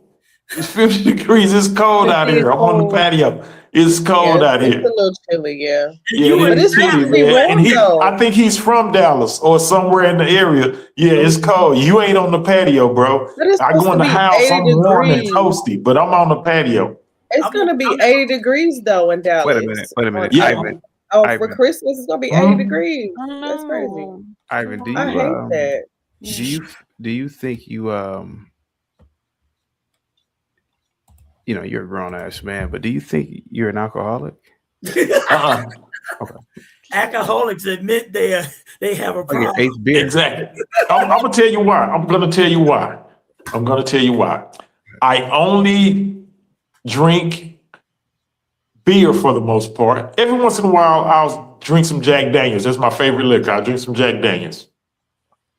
But for the most part, I only drink beer, and I only drink when it's winding down the week. So I won't start drinking until like Thursday, and I'll drink like I'm drinking tonight And like tomorrow, I might not drink it all. I might not drink it all, you know. Mhm. And on Sunday, I might have a beer. But no, alcoholics drink every day. Every day. I'm a, what do you call it? Occasional? What do you call it? Recreational season? You're A a weekend functional drinker. alcoholic. A Functional, weekend No, drinker. it's not functional alcoholics. What are you talking about? recreational.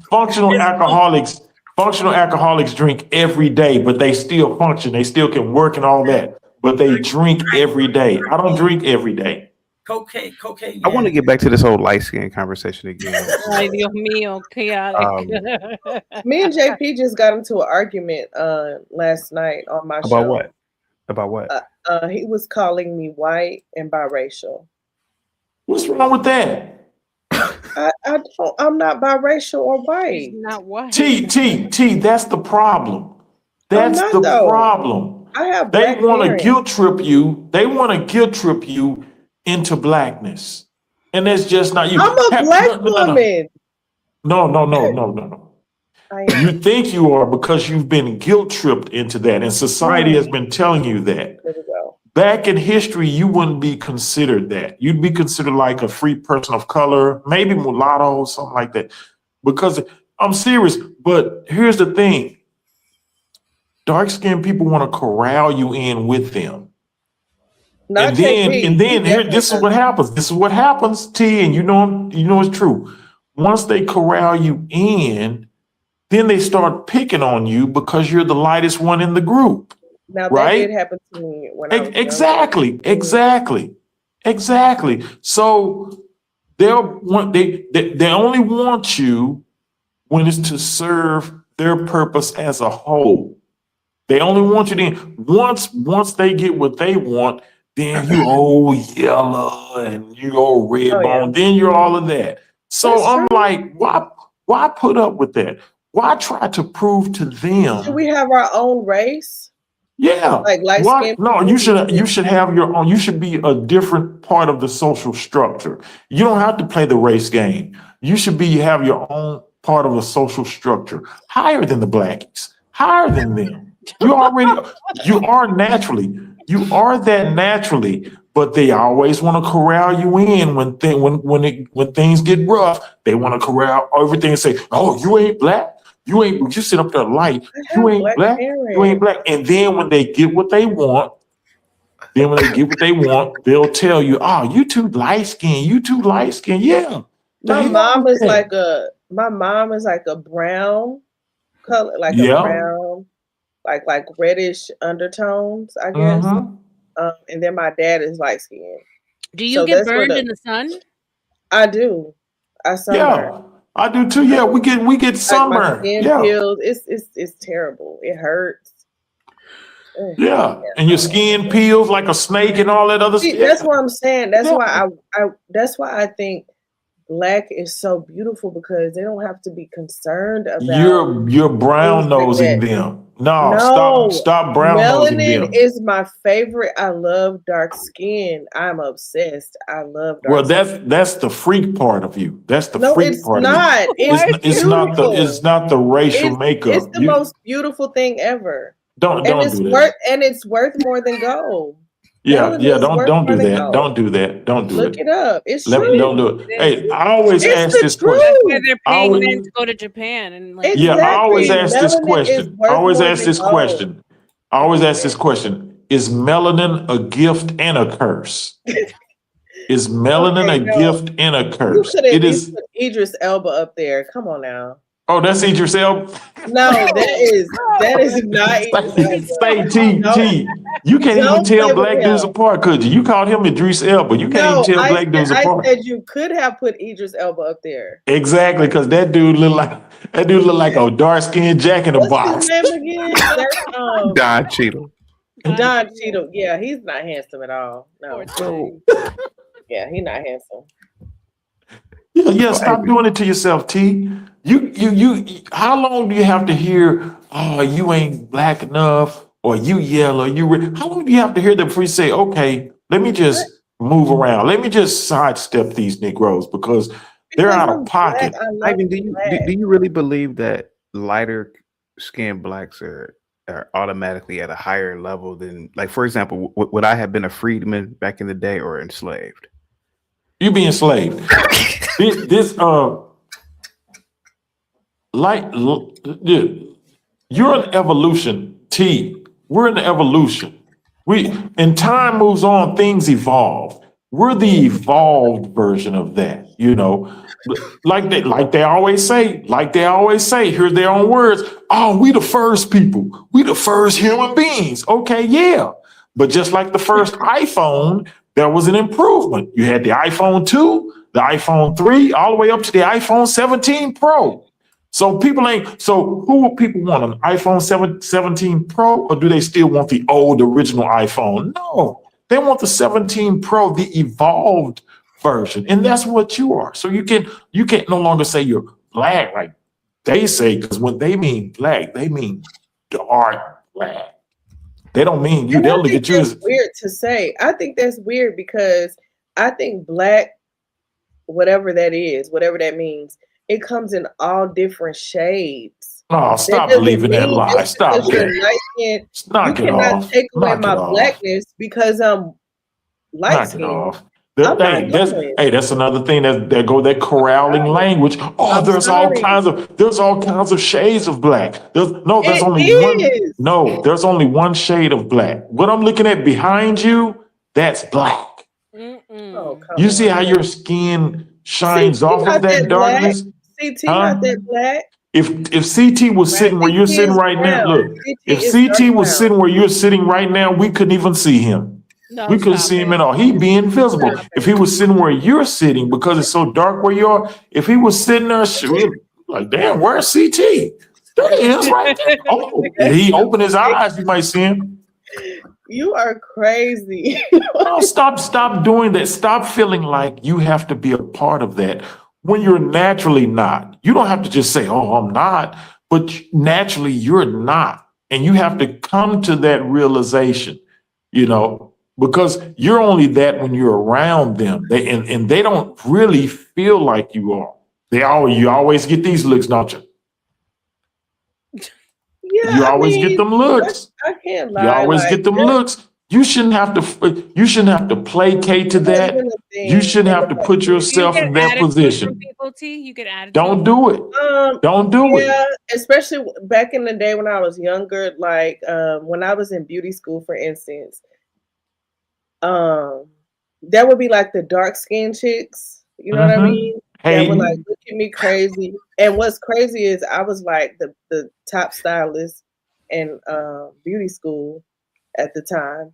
And I always had like a chill, cool personality. I never looked at myself like, oh, I'm better than you because I look this way or a certain way. You know what I mean?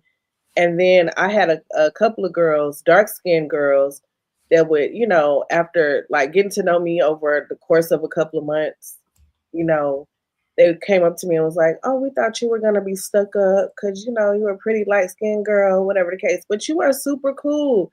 And I'm just like, that's so messed up for people to, you know, have that perception without even like getting to know you, have a conversation or anything. Because I was taught to be humble regardless. You know what I mean? Because looks fade, beauty fades. So you just have to be a good person at the end of the day. It's not about You shouldn't have to feel like you have to fit in where, I'm black enough. You're not black enough. And you don't have to be. Let them be black enough. They're always gonna try to make you feel bad. Like when y'all go out. I have experienced like it, when y'all used to go out. In family too. Yeah, it happens. Yeah. Like when y'all go out to the clubs, you with them, and they be like, all the dudes gonna come up to you and they start side-eyeing you. It's just the truth. It's a truth that I hate it though. I hate it. But it may be true, but I hate it. But you think you're trying to fit in. The thing is, you're trying to fit in. You're trying to placate to them, and you shouldn't have to. You know, it's not your fault. You just caught those good genetics. More. When I was younger, I did because I didn't want them to feel like I thought I was better. Right. Man, when I was going to school, they would beat up them light-skinned girls, man, for no reason. You be like, damn, what did she do? They just start just jump. That's I'm the talking about thing. jumping on these light-skinned I girls. remember, yeah, I never They would got always jumped. do that, and it was always this whole just thing, this whole laugh, and yeah, we got her. But why did you have to get her? And the only reason why is because Jealousy. she was the lightest one. Oh, if she was like, yeah, like yellow. Oh, they was coming after you. They just wanted a reason. Maybe you like the boy and the dark skinned chick like the boy. So next thing you know, they coming after you. You shouldn't have to. I'm not placating to these folks. I'm not finna separate. Oh man, you know I'm black too. Hell no, I'm It's not. sadly a thing. You got that, I hate Blackie. it though, You can y'all. have that. I don't like it. I don't like You that. don't. Hey, you don't even have to think about it. Hey, You don't Ivan, have to think about it because your life is gonna be sweet. You know, you say your husband is dark skinned. Okay, Mhm. yeah, and that's the contradiction. I love These chocolate. that's the contradiction. These dark skinned dudes are always chasing the lightest women. Look at all the And light darkies in skinned the women like Dark skin man. yeah, well, and yeah. I look at my parents. Same thing. Can My I dad is can I light ask skinned. can I ask My mom. R.L.M a question? R.L.M, you being a Hispanic woman, do you feel a certain way when Ivan calls, particularly like a person like me, Blackie? I think it's funny. I think it's, but I mean, we have insane colorism in the Latino community too. My family calls me the milkman's kid because I'm the darkest one. Oh, Mm. wow. So yeah, everyone in my family with light eyes, light skin. Do you So think that it hurts my feelings, for example, when Ivan calls me Blackie? I don't think anything hurts your feelings. Okay. Ivan, if I were to tell you that calling me Blackie hurts my feelings, what would you say? I'm sorry, Blackie.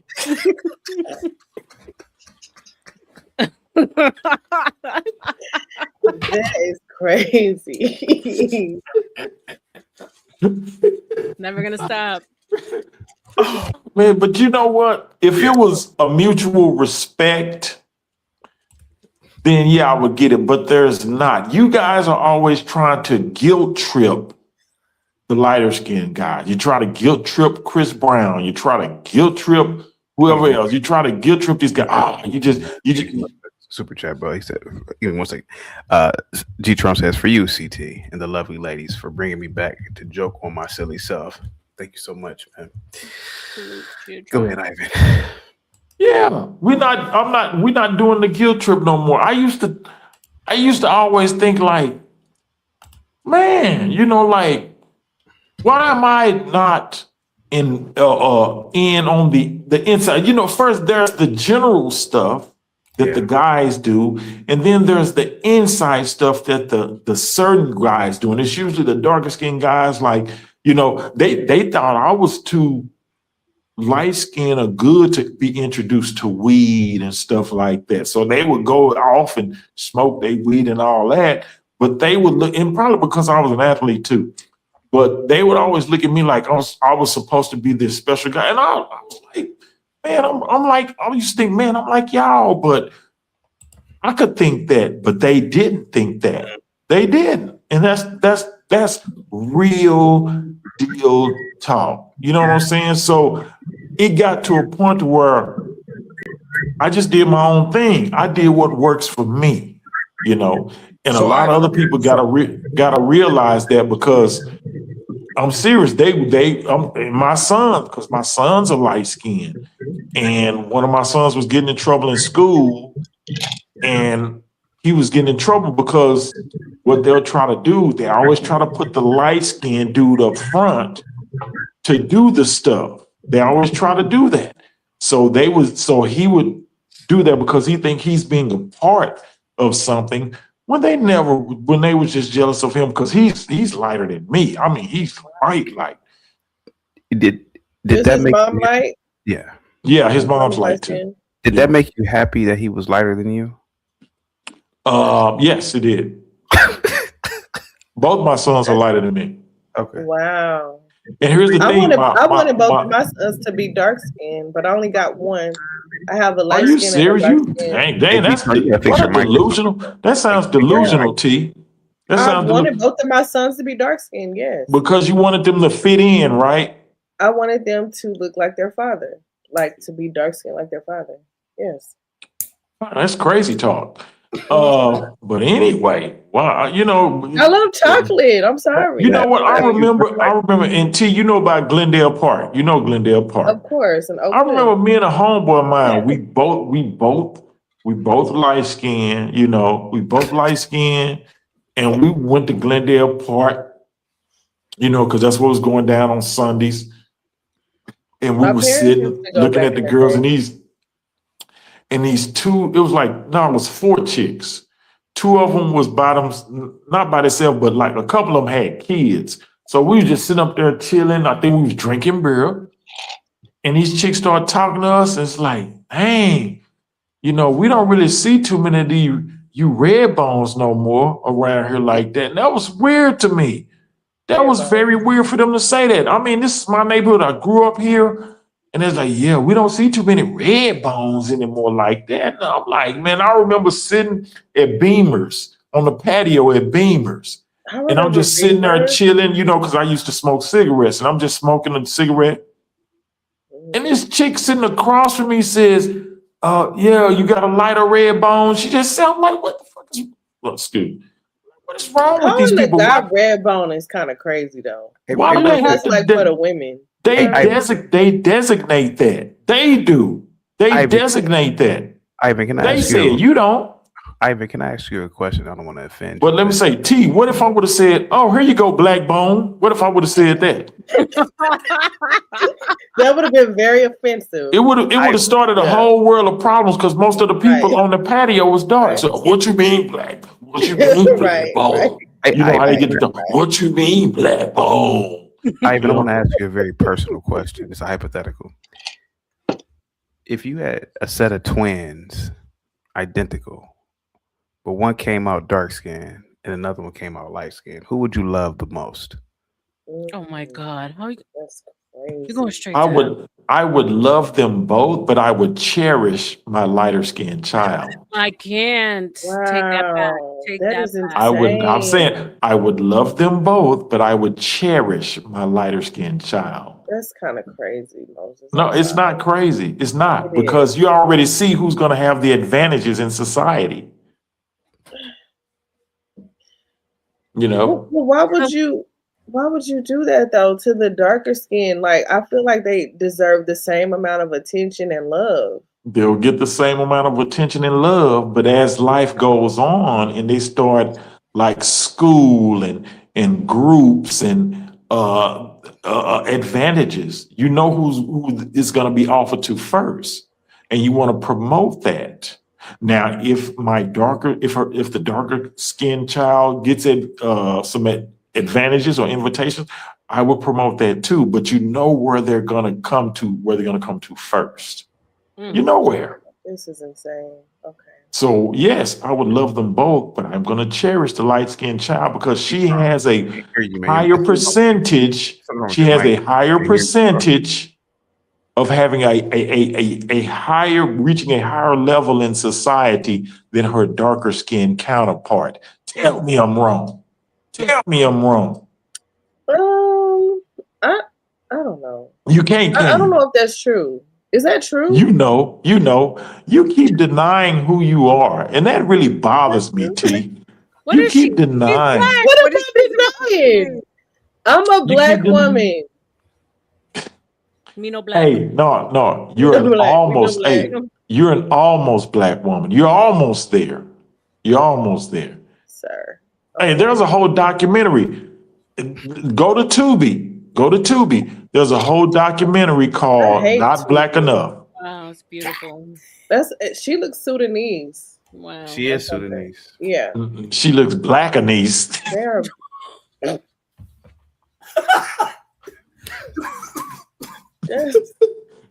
I don't know why. I don't even know why he put her up there. That forehead was black and shiny. I could see my Beautiful reflection. melanin. That Man, that's melanin, baby. true Hey, I could see beauty. my That was reflection in true that beauty, forehead. Daggett. She was beautiful. You I ain't have to love put no Vaseline or cocoa butter baby oil on that forehead. I can see my reflection. With that Moxie, cut Palmer's, it you know that out. Palmer's, I'm that looking at Palmer's Moxie coconut comment. oil. That's hilarious, Yeah. Moxie. Yeah. Not CT, Susanna. you don't consider Black Moses black? I think CT is like JP. Like Mhm. he don't I'm think not gonna light lie to skinned people you. are black. I'm sort of like JP, and I was saying this before I even knew JP. If you're not really dark skinned with bubble lips, bell pepper nose, kinky hair. Here's a contradiction. Hold on. Let me Crazy. just answer. Okay, go ahead. Then I don't consider you a full black. I do recognize that we have mulattoes and quadroons in our race. What's a quadroon? A quarter. Yeah, a fourth of is it a fourth of white? Yeah, a fourth of white. Yeah, quarter white.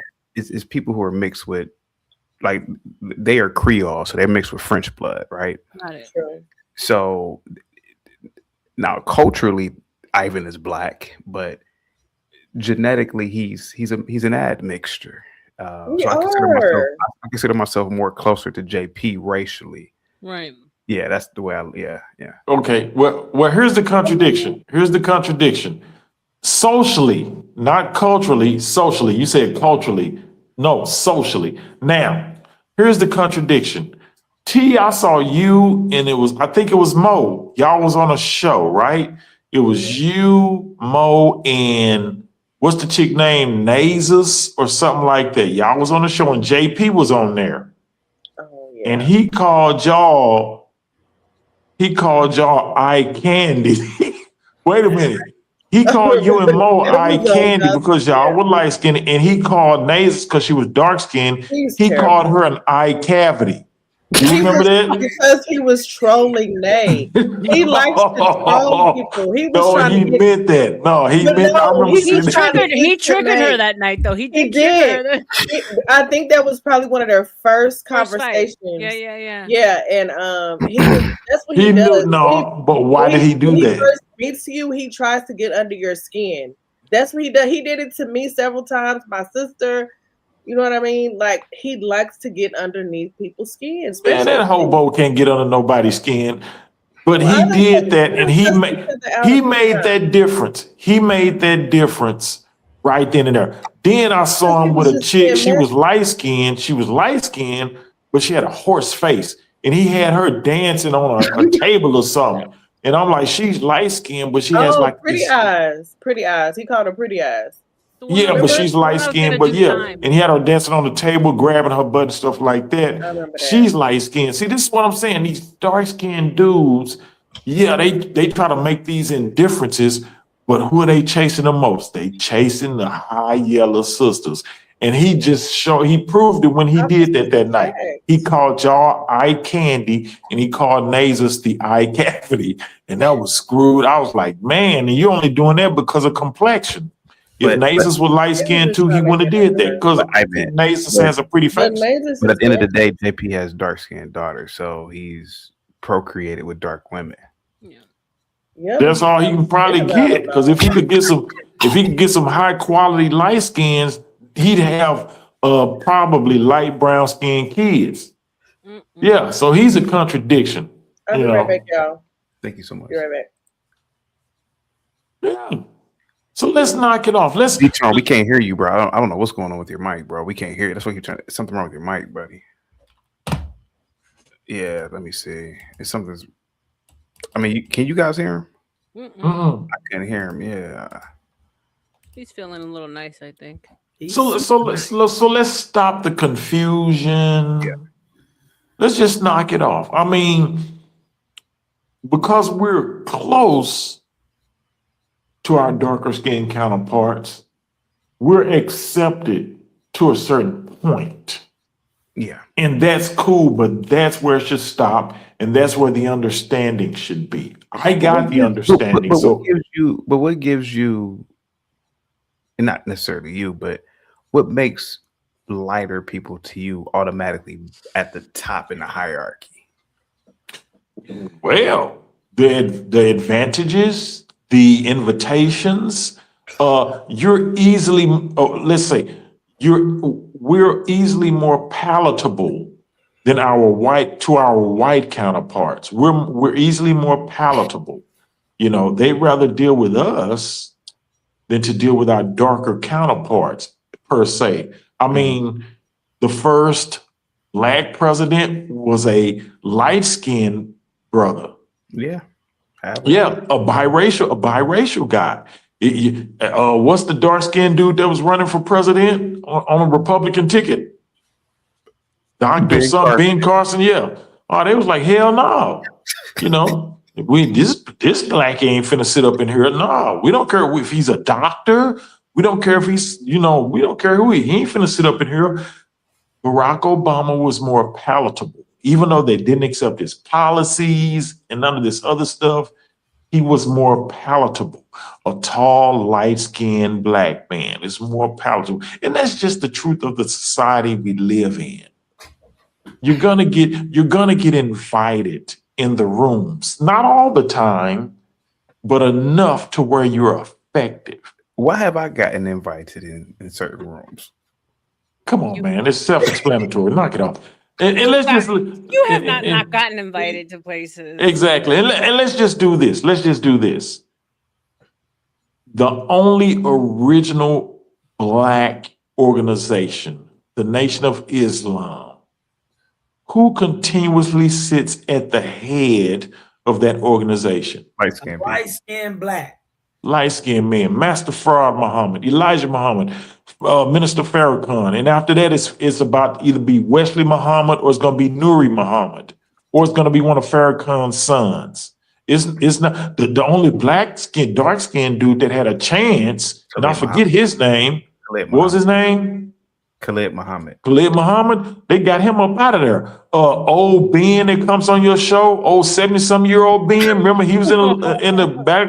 They kicked his ass up out of there for stealing the Final Call newspaper and bean pie money. They kicked his ass up out of there too, old bastard. Yeah. But Ivan, I'm trying to figure this out. I'm gonna use me. Why am I invited and been around all types of people? What? We don't know that. What are you talking about, dude? Like you just been invited. But then again, you have good diction, language. You speak good. You're easygoing.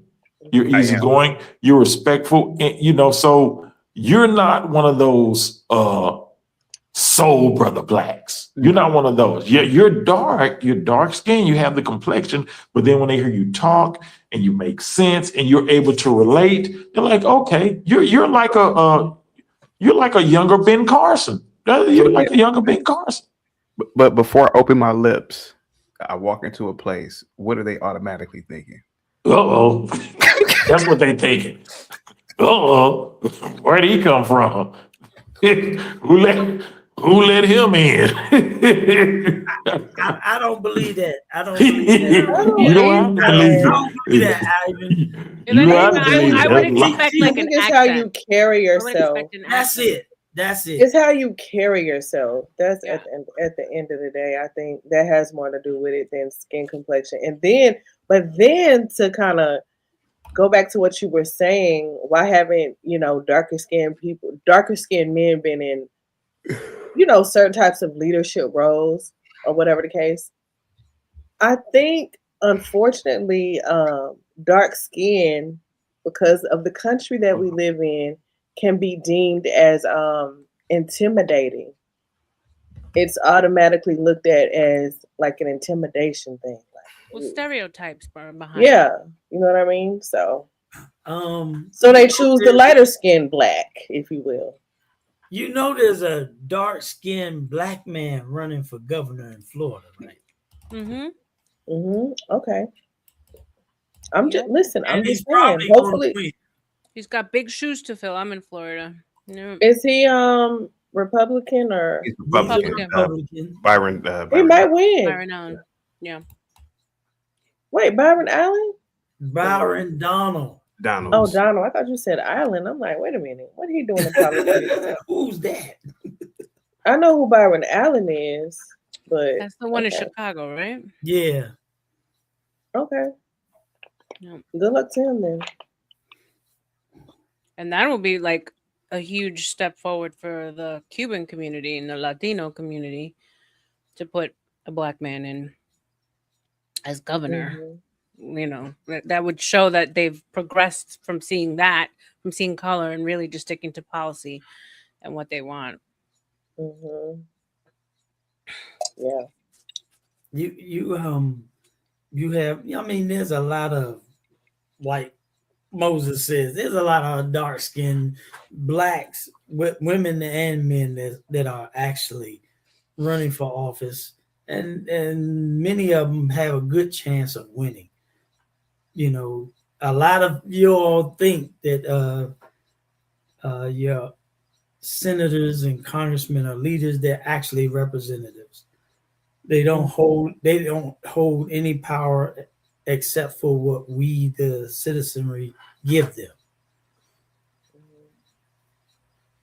And I just to go back into this, I hate that media pushes the most negative picture in front of the world of black You know people. what, T? I was on stream with Nightish, and he was like teaching me about like gang culture in California Mhm. and how like it's everything but black gangs.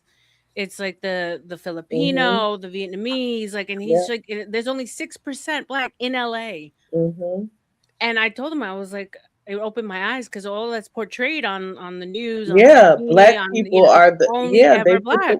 they It's put the crazy. worst of us in front to make it seem as if the majority of us are doing these egregious things, and we're actually not. Yeah. Black people are living regular, normal lives. Nobody is out here really doing all of that stuff like that. Like they put it on the, in the forefront of the news or the media, whatever. Because who's clowning the most? You know, you talk No, about these what do other you groups mean? like Filipino, Asian gangs, but they have a code and they stay under the radar. What? It's only look, you don't hear about big bust in Chinatown or Koreatown. You don't hear about big bust. They keep it under the radar. They have a real code of silence. Negro gangs are the ones out here doing drive-bys and all this other stuff and ain't making no money. No money. You know why those Korean gangs and them Latino gangs try to stay under the radar? Because they actually have an economy. They're posting all their actually do. activities online. But that doesn't mean though that my point is this. Why is it that, like you said, the Philippine, whatever, the Asian, the Hispanic, whatever they are, whatever, the gangs, why is it that when we come to media, social media, whatever, why is it that the black people are put up front as the worst and who is doing the most crimes? Like with this gang culture or whatever the case may be. They put themselves out front. They put themselves out front. Nobody has to do it for them. Come on now, let's be honest. We're our own media now. We're on YouTube, TikTok, all this other stuff. We're our own media. You don't have to go to these news channels to see these niggas to see these Negroes out here wilding out and putting it on camera. You don't have to go to no news channel. You see who's doing it. They're putting themselves out there. They want to be seen. They want you to know, oh, we run this block. We'll spin the block. They want you to see this. You don't see Asian gangs, Hispanic gangs putting themselves out there like that. They have an actual code of silence and community, and like I said earlier, economics. And any outward behavior is gonna catch the attention of the authorities. We're talking about when you talk about gangs like Korean gangs, because they have a connection to actual Korea, triads. What's the other one? Triads, Yakuza, and then you have they say, hey, some of the most full of money millionaires. You got his Hispanic millionaire gang members riding around in trucks, old trucks, and all that, and probably got $20,000-$30,000 sitting in their pocket, and you will never know why, because they ain't trying to ride around in the latest whip and trying to shine with jewelry and all of that. They sitting in their truck, and you know what? They badass Hispanic woman is sitting right next to them. Do you notice they drive those trucks? They put the middle part up, and the woman will be sitting right next to them. Why do you, I see some of the baddest Hispanic women with some of the craziest looking Hispanic dudes. I mean, I seen a bad Hispanic. Where was I the other night? I'm thinking like, man, this woman was fine Hispanic woman. And she was with this dumpy, he was kind of tall, this dumpy looking Hispanic dude. I'm like, she was all up under this dude. I'm like, man, this dude was chubby. He had back fat, the back of his neck, and she was still up under him like he was the best thing since sliced bread. And I was like, man, you can't see that in the Black community, especially the dark Black community. You won't see it. Them niggas got to show themselves. They got to show their ass just to get the attention of their women. That's why they do that. That's why most of these guys do it, because they're trying to get the attention of these little chicks they trying to smash on that don't want them until they start having a little something, a little rap career or something like that, or maybe a nice little car. You don't see nobody outwardly doing that outside of Black people, especially the darkest Black. They're the ones that's always showing their ass like orangutans out here. It's them. I get that. The news ain't doing it. The news ain't doing it. They're doing it. They got the camera phones. They buying cameras. They to put themselves out there like that. So no, it's on them. So if Nightish took you out amongst the gang culture, you wouldn't even know some of them dudes was gang members amongst them Filipinos, the Koreans. You wouldn't know most of them guys was gang members. Even those guys, the Hispanic guys, they wear the tattoos and all that. A lot of them guys ain't gang guys. They just have a lowrider culture and a tattoo culture, but a lot of them guys ain't even gangs. The guys that are in the gangs, they won't have tattoos. You probably won't even see them. But they got a whole economy. And they're helping their own. We're the only ones. I think you're missing my point. I think my issue is how there are so many great things. Maybe we're not building industries in CT like they always say and doing all this stuff. But we have a lot of Black people are doing great things, but that does not get talked about enough, in my opinion. It's always the bad things that get talked about the most. And that's my frustration.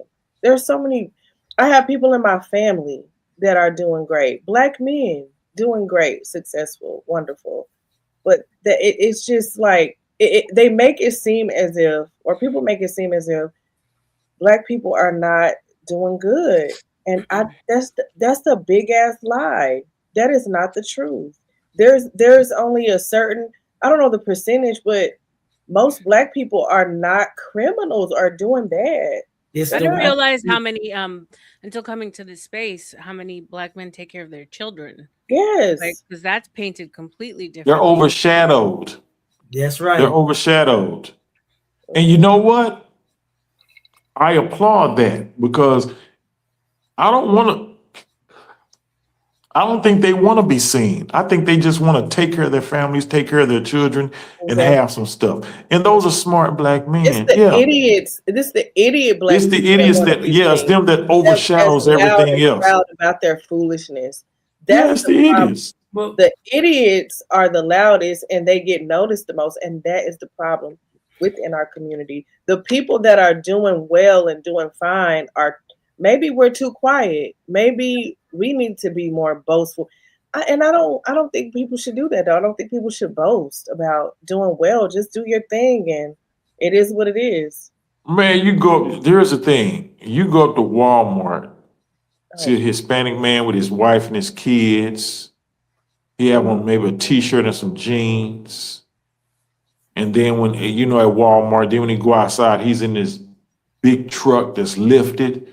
You don't know what that guy is. You don't know what he is because he's not flashy. Yeah, maybe his truck is because they have a whole culture of trucks and stuff like that and lowriders and stuff like that. But you won't know that because he's not flashy.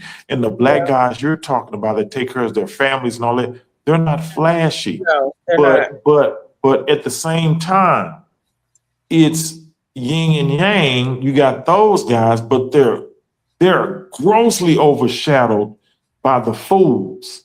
They're And that's grossly overshadowed. And not only that, they're not only in just regular life, but on the internet too. So when you're overshadowed by fools in your neighborhood and fools on YouTube that's shining and talking all this stuff and all that, then yeah, you know, it's 2-to-1. So that's all people are gonna see. And I that's, hate that because that's not the truth about the black community, and it bothers me. but I because guarantee you this, T. Every I day I guarantee you get this. online, it's like, oh, black people doing this, black people doing that. Yeah, but I guarantee you Oh, this, black T. people not What do doing they look terrible. like? What do they look like? Don't do it. You don't see a bunch of light-skinned blacks doing Yes, it. Oh, yes, you Bunch of do. light Oh, skin. you Stop don't? it. You CG might was see. just talking about light skins. No, Yeah, you Yeah. might.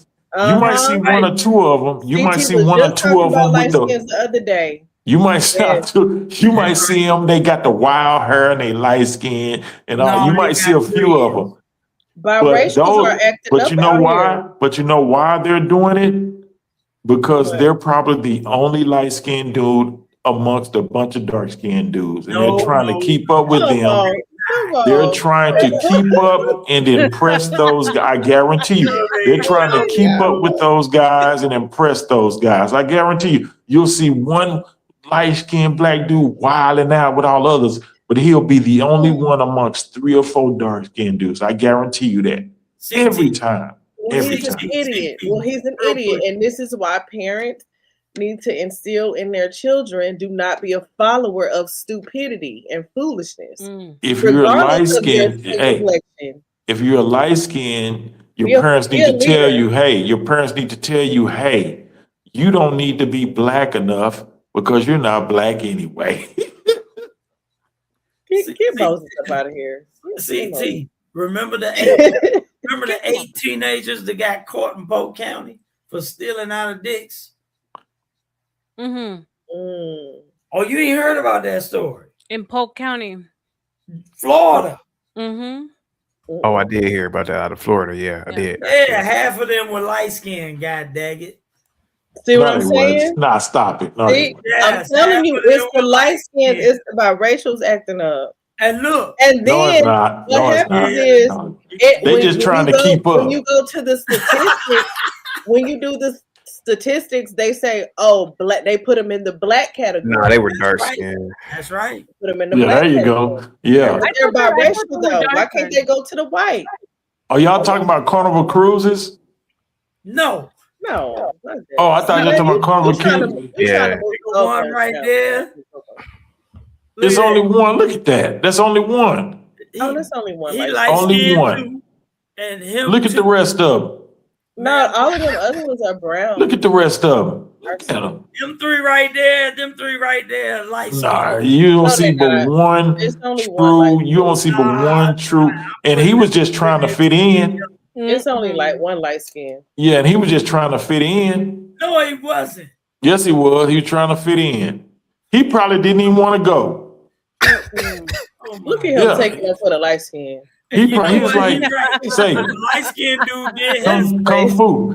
They was like, yeah, man, we finna go up here. We finna house some stuff. You know how they say we finna bust a move. We finna house stuff. He said, you come on, Elijah. You like, nah, I don't want to go. I'm gonna stay here and play my PlayStation. Come on. You better come on if you down with us. You better come on. They forced him. It was 8 darkies versus 1 light skin. He's like, okay. And he was just trying to fit in. And that's the sad part. He could That's have been the sad part, just like my son.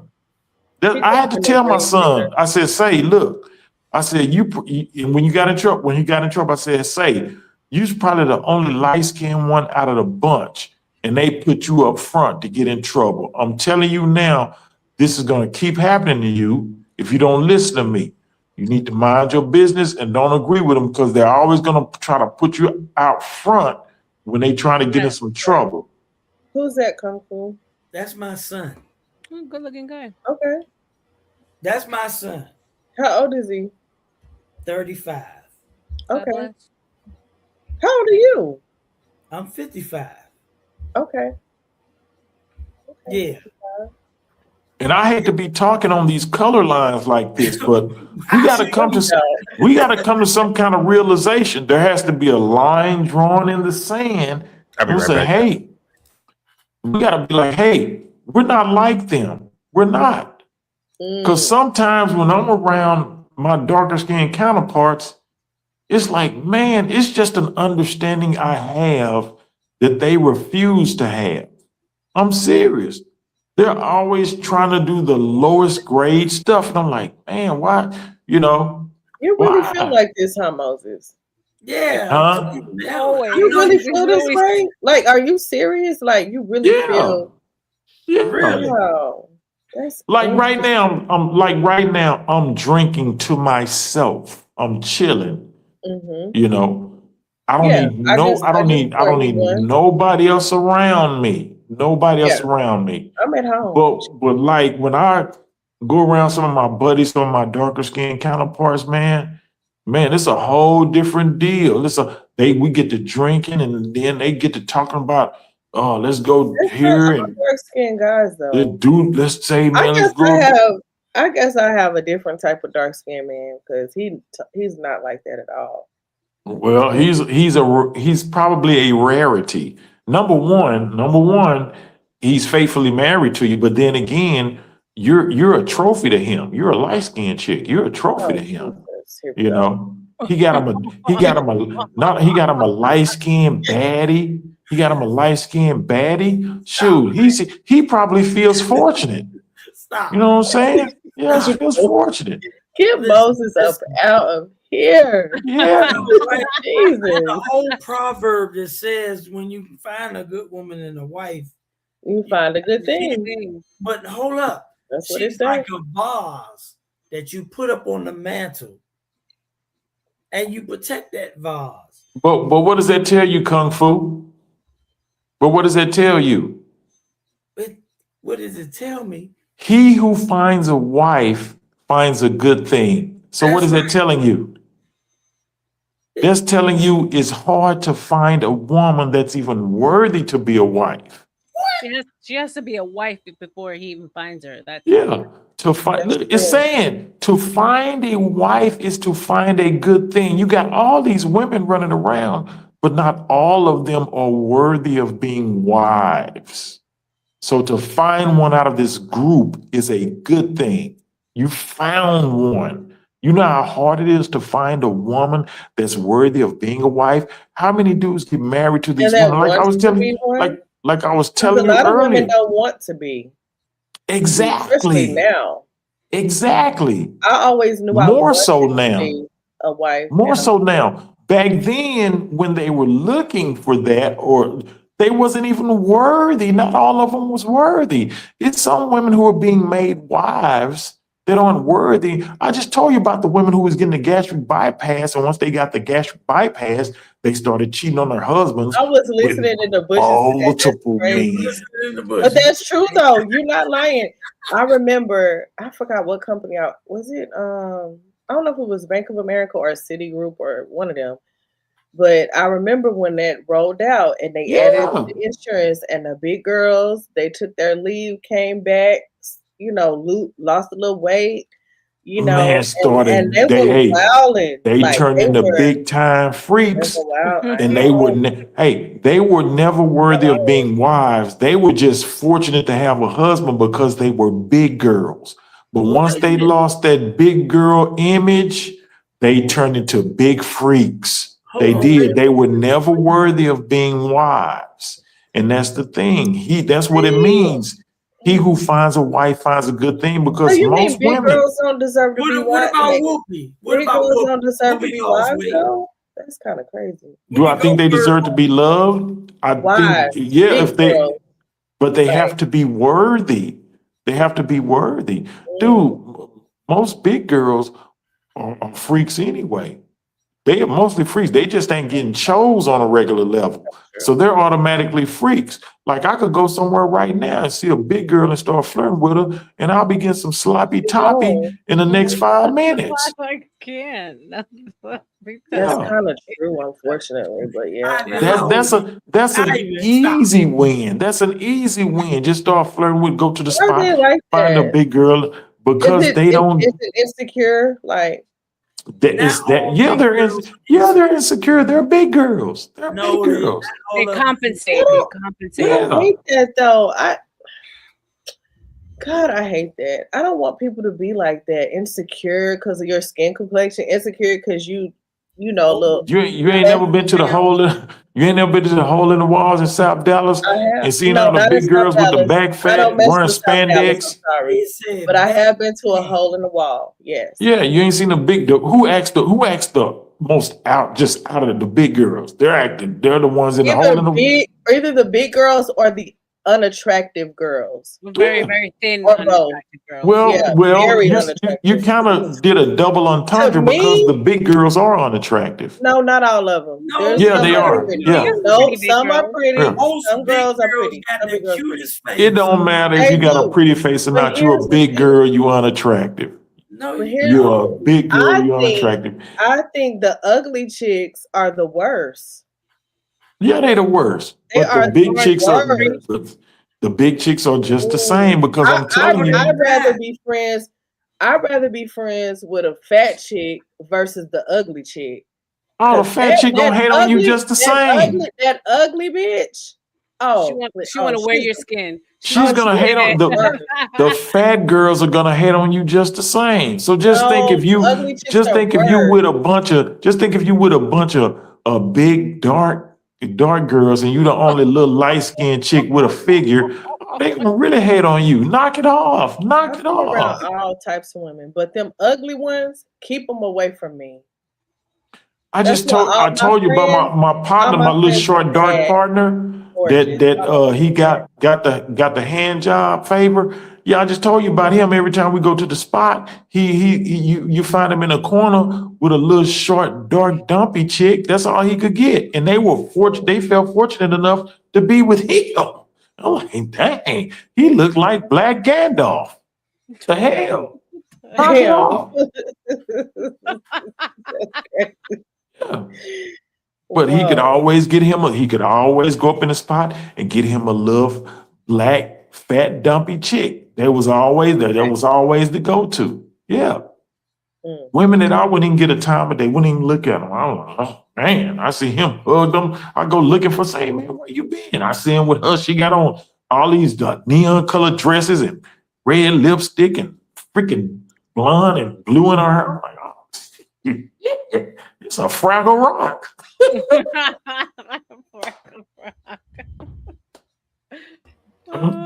Oh, you don't want that in your life, but we always have these sensitivities. We always got to feel like they're unfortunate. No, that's life. That's life. Cards you're dealt. Yeah. Are you going to the football games tomorrow? The high school football games? Man, I got some stuff I'm waiting on. I'm gonna try to go because my alma mater plays first because they're 5A. So they play first, and then the other two, Duncanville and DeSoto, play after that. And man, them gonna be some hot games. This all the same little area where we from. And man, I want to get there, but I've been to the last 3 playoff games for my alma mater. So if I miss it, I ain't gonna trip. You know, I think it's gonna be on TV anyway. I can watch somewhere on TV, but I got some stuff I'm waiting on coming in tomorrow. So hopefully it comes in early enough where I can at least get there by halftime. Thank you so much. Yeah. You gotta come. Hey, there's nothing like Texas high school football. Nothing like it. Nothing. I think Ohio, you're from Ohio, they have pretty good high school football. Yeah, we do. But it has nothing compared to Texas. I mean, the facilities themselves. We playing in Jerry's World. Yeah. All the games are being played in Jerry's World. I talk about that. My husband and my son are going tomorrow. What is Jerry's They role? going? Okay, are they going to the side game? Dallas Stadium. They really want to go see DeSoto. Ooh, DeSoto, man, them boys is Duncanville. DeSoto. It's Yeah. for the last 5 years. It's been It's crazy. Duncanville, DeSoto, 5 years in a row. Yeah. 5 years in a row. I hear Yeah. you. My husband. So and if my we older win son- tomorrow, that'll be our third championship in 5 years. That's crazy. Yeah. So I want to be there, man, but I Are got you stuff to going? do. So I plan on going. If I don't make it to the side game, I'm at least make it to Duncanville, DeSoto. Yeah, I think Cossack played first, right? Yeah, they play first because they're the 5A. Duncanville, DeSoto is 6A, 6A1 and 6A2. So, Mhm. man, it's going to be packed. The house is going to be packed. It's crazy. Moses, Hmm. will football last until the year 2100? I don't think so. Wait, what now? Will football last? Yeah. Really? You think so? That's Yeah. the most You know famous why? sport on the planet now. Because they'll keep having it to where it's faster and more violent. That's what they're going to keep doing. No. Watch. The NFL. They need to take. I think it's away gonna get some of those softer penalties. because it's gotten softer over the years. Yeah. Well, I mean, as far as that's because they're trying to increase the points. They're trying to increase the points, so that's why they kind of put more tightening up on the defensive side. Like you can't slam the quarterback. You can't do this. Play in the NFL right now? Huh? Yeah. It's that soft. I can play in the NFL right now. Oh. And Now, come on, what Coach. position would that be? What was it? Fat back. I play center right now. Hey, it'll be a fat back. I play could play center center. on a semi-pro football team right now. I was trying to put a clip in here, but I don't know how to do it. Come on. Jesus Christ. Yes. I think humans will be like more robotic. Like they'll have like Kung more Fu, wow. Yeah, you might see some cyborgs out there in the future, but yeah. it ain't going nowhere. It's too much money, man. Them dudes making too much money. Uncle C, right. do you think do you so you don't mind putting your body through that kind of physical pain at your age? No. That's your age. I'll give you an example. He looks like he's When in I good was shape, younger- though. When I was 3 years old, my uncle took me to my father took me to a high school practice. He had my brother in one arm, and I was down there watching practice. The play came to our side of the field, and he tried to reach for me as he backed away, and he didn't grab me. And all of the players, just piled into me. They picked me up, they dust me off. My father said, "You didn't even cry." He says, "You got back in the same position to continue watching the practice." Bro, that's the reason why I say the players are soft. They are soft these days. Mhm. I'm playing with kids less than half my age. And they get hurt at the slightest whatever. They pulling hamstrings. I was like, "Dude, don't you know how to stretch?" It's like I stretch every morning. They knock knees together. Oh, they out for 3-4 weeks. Yeah. Man, listen, look, this is my favorite sport. I played it in the Navy full contact. I'm playing now full contact, pads and everything. And I love the play football. I did other things. I wrestled, I boxed in the Navy. I won the Golden Gloves in Virginia in '92. That's just me. I've been like Moses. I've been an athlete like all my life. I've been when I feel like I'm out of shape, I break out all the weights and the bales and the dumbbells and I start working out. I walk, I run. Yeah, that's just me. When you play, it's just in you. Even when you get older, you still wanna compete. You still want to compete. At some level, your even if you 50s? get older, you want to play flag football. You still want My to husband compete, does He's playing that. full My contact. husband plays huh? flag football He's playing sometimes. full Play contact. flag football. I'm playing Yeah.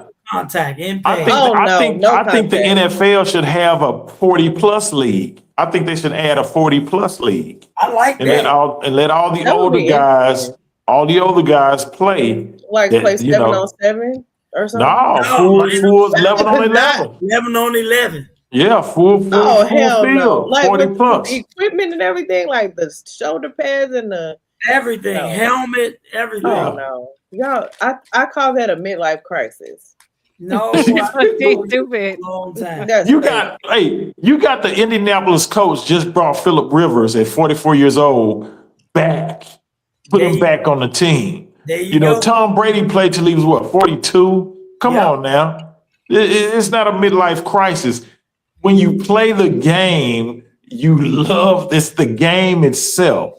You know, why you think they're still old pimps? Because they love the game. You Yep. know, they love competing. And it's something if you ain't never been on the field and competed I and wanted to actually play got football. dirty and hit somebody or caught a pass or you don't feel that. So everybody else that ain't never played, you're on the outside looking in. Guys who've played, you want to play as long as you can. You want to play, and the guys that can't play, the guys that play but end up not getting as far, you have an envy for those guys that actually went for that actually played D1 college football, that actually went to the NFL. I got kids now. I got kids that I coached in Little League that are now going to college. They're going. They're good high school football players, and they're going to college. I'll be like, man, their life is just starting. You know, because you got kids here in Texas that play Little League football. They're good from flag all the way through high school. That's Now, right. it ain't like where there's this big cutoff. You got a lot of kids that stop playing or they'll go play another sport. Like most of them will go play basketball. There's a couple of kids I coach in the NBA Mhm. right now. It's just a couple of them. They're in the NBA. They after they stopped playing Little League, they started playing basketball in junior high, and they end up going to the NBA. Mhm. I used to play pickup games with John Morant Yeah. And because so you gotta play it. as a kid, he would come to the court. He would You got to play it, man. They got you. If you ain't never played, you won't understand. Guys that have played, they want to play as long as they can. That's true. Yeah. I brought my nephew out to one of our practices, and we scrimmaged the high school team 7 on 7, and he caught a touchdown. He 46. Kung Fu CJ, since when's the last time you ran a 40? Oh man, It's been a long time, but Oh, I ran track. Track was fun. I'm quite sure that T's probably gonna have everybody running 40s. What was your specialty? What do you think? What do you The think? last time I ran a 40, I ran a I knew what 49, you asked. and that was in 2022. In track. I was a sprinter. I ran the 100 and the 200. Oh man, Mhm. check this out. And I was a cheerleader too. You was chilly too. Check this out. When I was 18, I was running a 4:140. That's how quick I was. But I only weighed 125 pounds. Nasty, bro. Look, I weigh 200 pounds now. Okay. Well, you were an older man. Nothing wrong with that. I didn't have natural speed. My father was the third fastest man in DC. And I had to build my speed. I had a hill in front of my apartment, and I would run up that hill as a teenager almost every day. I used to skip rope all the time just to get faster. You know, but I did it because I wanted to be the best. And it got to a point where when I joined the Navy, they were asking me, why are you here? We playing touch football. They could not only could they not touch me, let alone tackle me. They couldn't even touch me. Nice. And so now, as I got older, they say we playing turkey. We got a turkey bowl. You know about that, Ivan. We're gonna have a turkey bowl this Saturday for Thanksgiving. Oh, for real? You know what? We have a turkey bowl here. When I coached in the Garland League, our championship was called the Turkey Bowl. Yeah. Well, they would do this for, people like me. But I would be playing with the young folks. I remember. Hey, I done drunk so many of these and they running through me. What is that, like number 12? That's 9, guys. And they running through me. When I go in the house, shoot, I'm going to get in the house. Shoot, they running through me. But yeah, I just love the sport. The name of the team I play with now is the Georgia Generals. When I first got down here, when I first got to Georgia, they wouldn't even tell me where the practice was for the semi-pro team. I was 43. I smoked the fastest person on the team. Wow. And look, he wouldn't tell me where the practice was. I was doing this guy's taxes. I was like, man, I've been trying to play semi-pro. I've been trying to get on a team since I got down here. He was like, man, go to Live Oak Church. Who is this guy, Ben Ice Cream 76, asking me about some local hoopers? Chris Bosch, Bracy Wright. Hey, Ben Ice Cream. I know Bracy Wright's daddy. Bracy Wright's daddy was way colder than Bracy Wright. LaMarcus Aldridge. Yeah, LaMarcus. Deron Williams was cold with the Illinois. Deron Williams with the Illinois. But if you think Bracy Wright was cold, you should have seen Bracy Wright's daddy, Carl Wright. Went to SMU, play for Roosevelt. He was a monster. Carl Wright was, man, he used to kill it. Look up Carl Wright. Look up Bracy Wright's daddy, Carl Wright. He was cold, man. SMU Mustang. LaMarcus Aldridge is the homie. Shout out to LaMarcus Aldridge went to Skyline, didn't he? No, he went to Seagoville. Okay. My sister dated him back when they was in high school. Oh, Mo dated him? Mm-hmm. Oh, Mo was a gold digging freak. My parents' house and everything. No, she was not. Yeah. But no, yeah. Deron Williams. Deron went to the Colony. He went to the Colony. He was cold. Deron was, light skin. She used to help him with his homework, because he wasn't too bright. Man, please. He wasn't. But he cool. Who talking about I don't know nothing about Kmart, Garland? What you know about Mookie Blaylock? What you know about Mookie Blaylock from Garland? What you know about Mookie? Tell me about him. Atlanta Hawk, Mookie Blaylock. There's a lot of Dallas people in here. Yeah, a lot of Dallas people from the league. I used to see them in high school. I'm from the SOC. We had some of the best hoopers. They had to play in the Dr. Pepper tournament back in the day. What you talking about? Do you know anything about the Dr. Pepper tournament? Talk to me. I hear you. Yeah. Mm-hmm. You can't, man. Wait, who was I that? know the originals. It was one dude graduated from Skyline. What was his name? Larry Johnson. Larry Johnson. Yeah, Larry from Dixon. Hey, Larry Johnson. Character. Larry Johnson from Dixon Circle, South Dallas. Oh yeah, South Dallas. Yeah. Yeah, he from Dixon Circle. We had the track star from Skyline. What was his name? I ran against him. I ran against him, won the gold medal. Yeah, I can't think of his name right now. Michael Johnson. Yeah, I ran against him. Michael Johnson. Yeah, he was a year under me. I ran against him, man. We killed him. He went to Skyline. We killed him in the relay. Skyline. I went to Skyline, by the way. But anyway. Yeah, Michael Johnson got fast.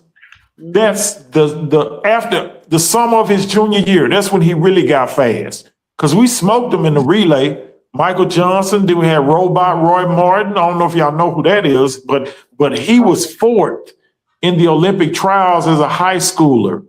He was fourth, Roy Martin. He came forward behind Carl Lewis, Kirk Baptiste, Thomas Jefferson, and Roy Martin. He came fourth, and he was out of high school. I ran against him and Michael Johnson. Wow. That's what I'm talking about. Y'all know my sports, honey. CT? Yes. I grew up in a sports family.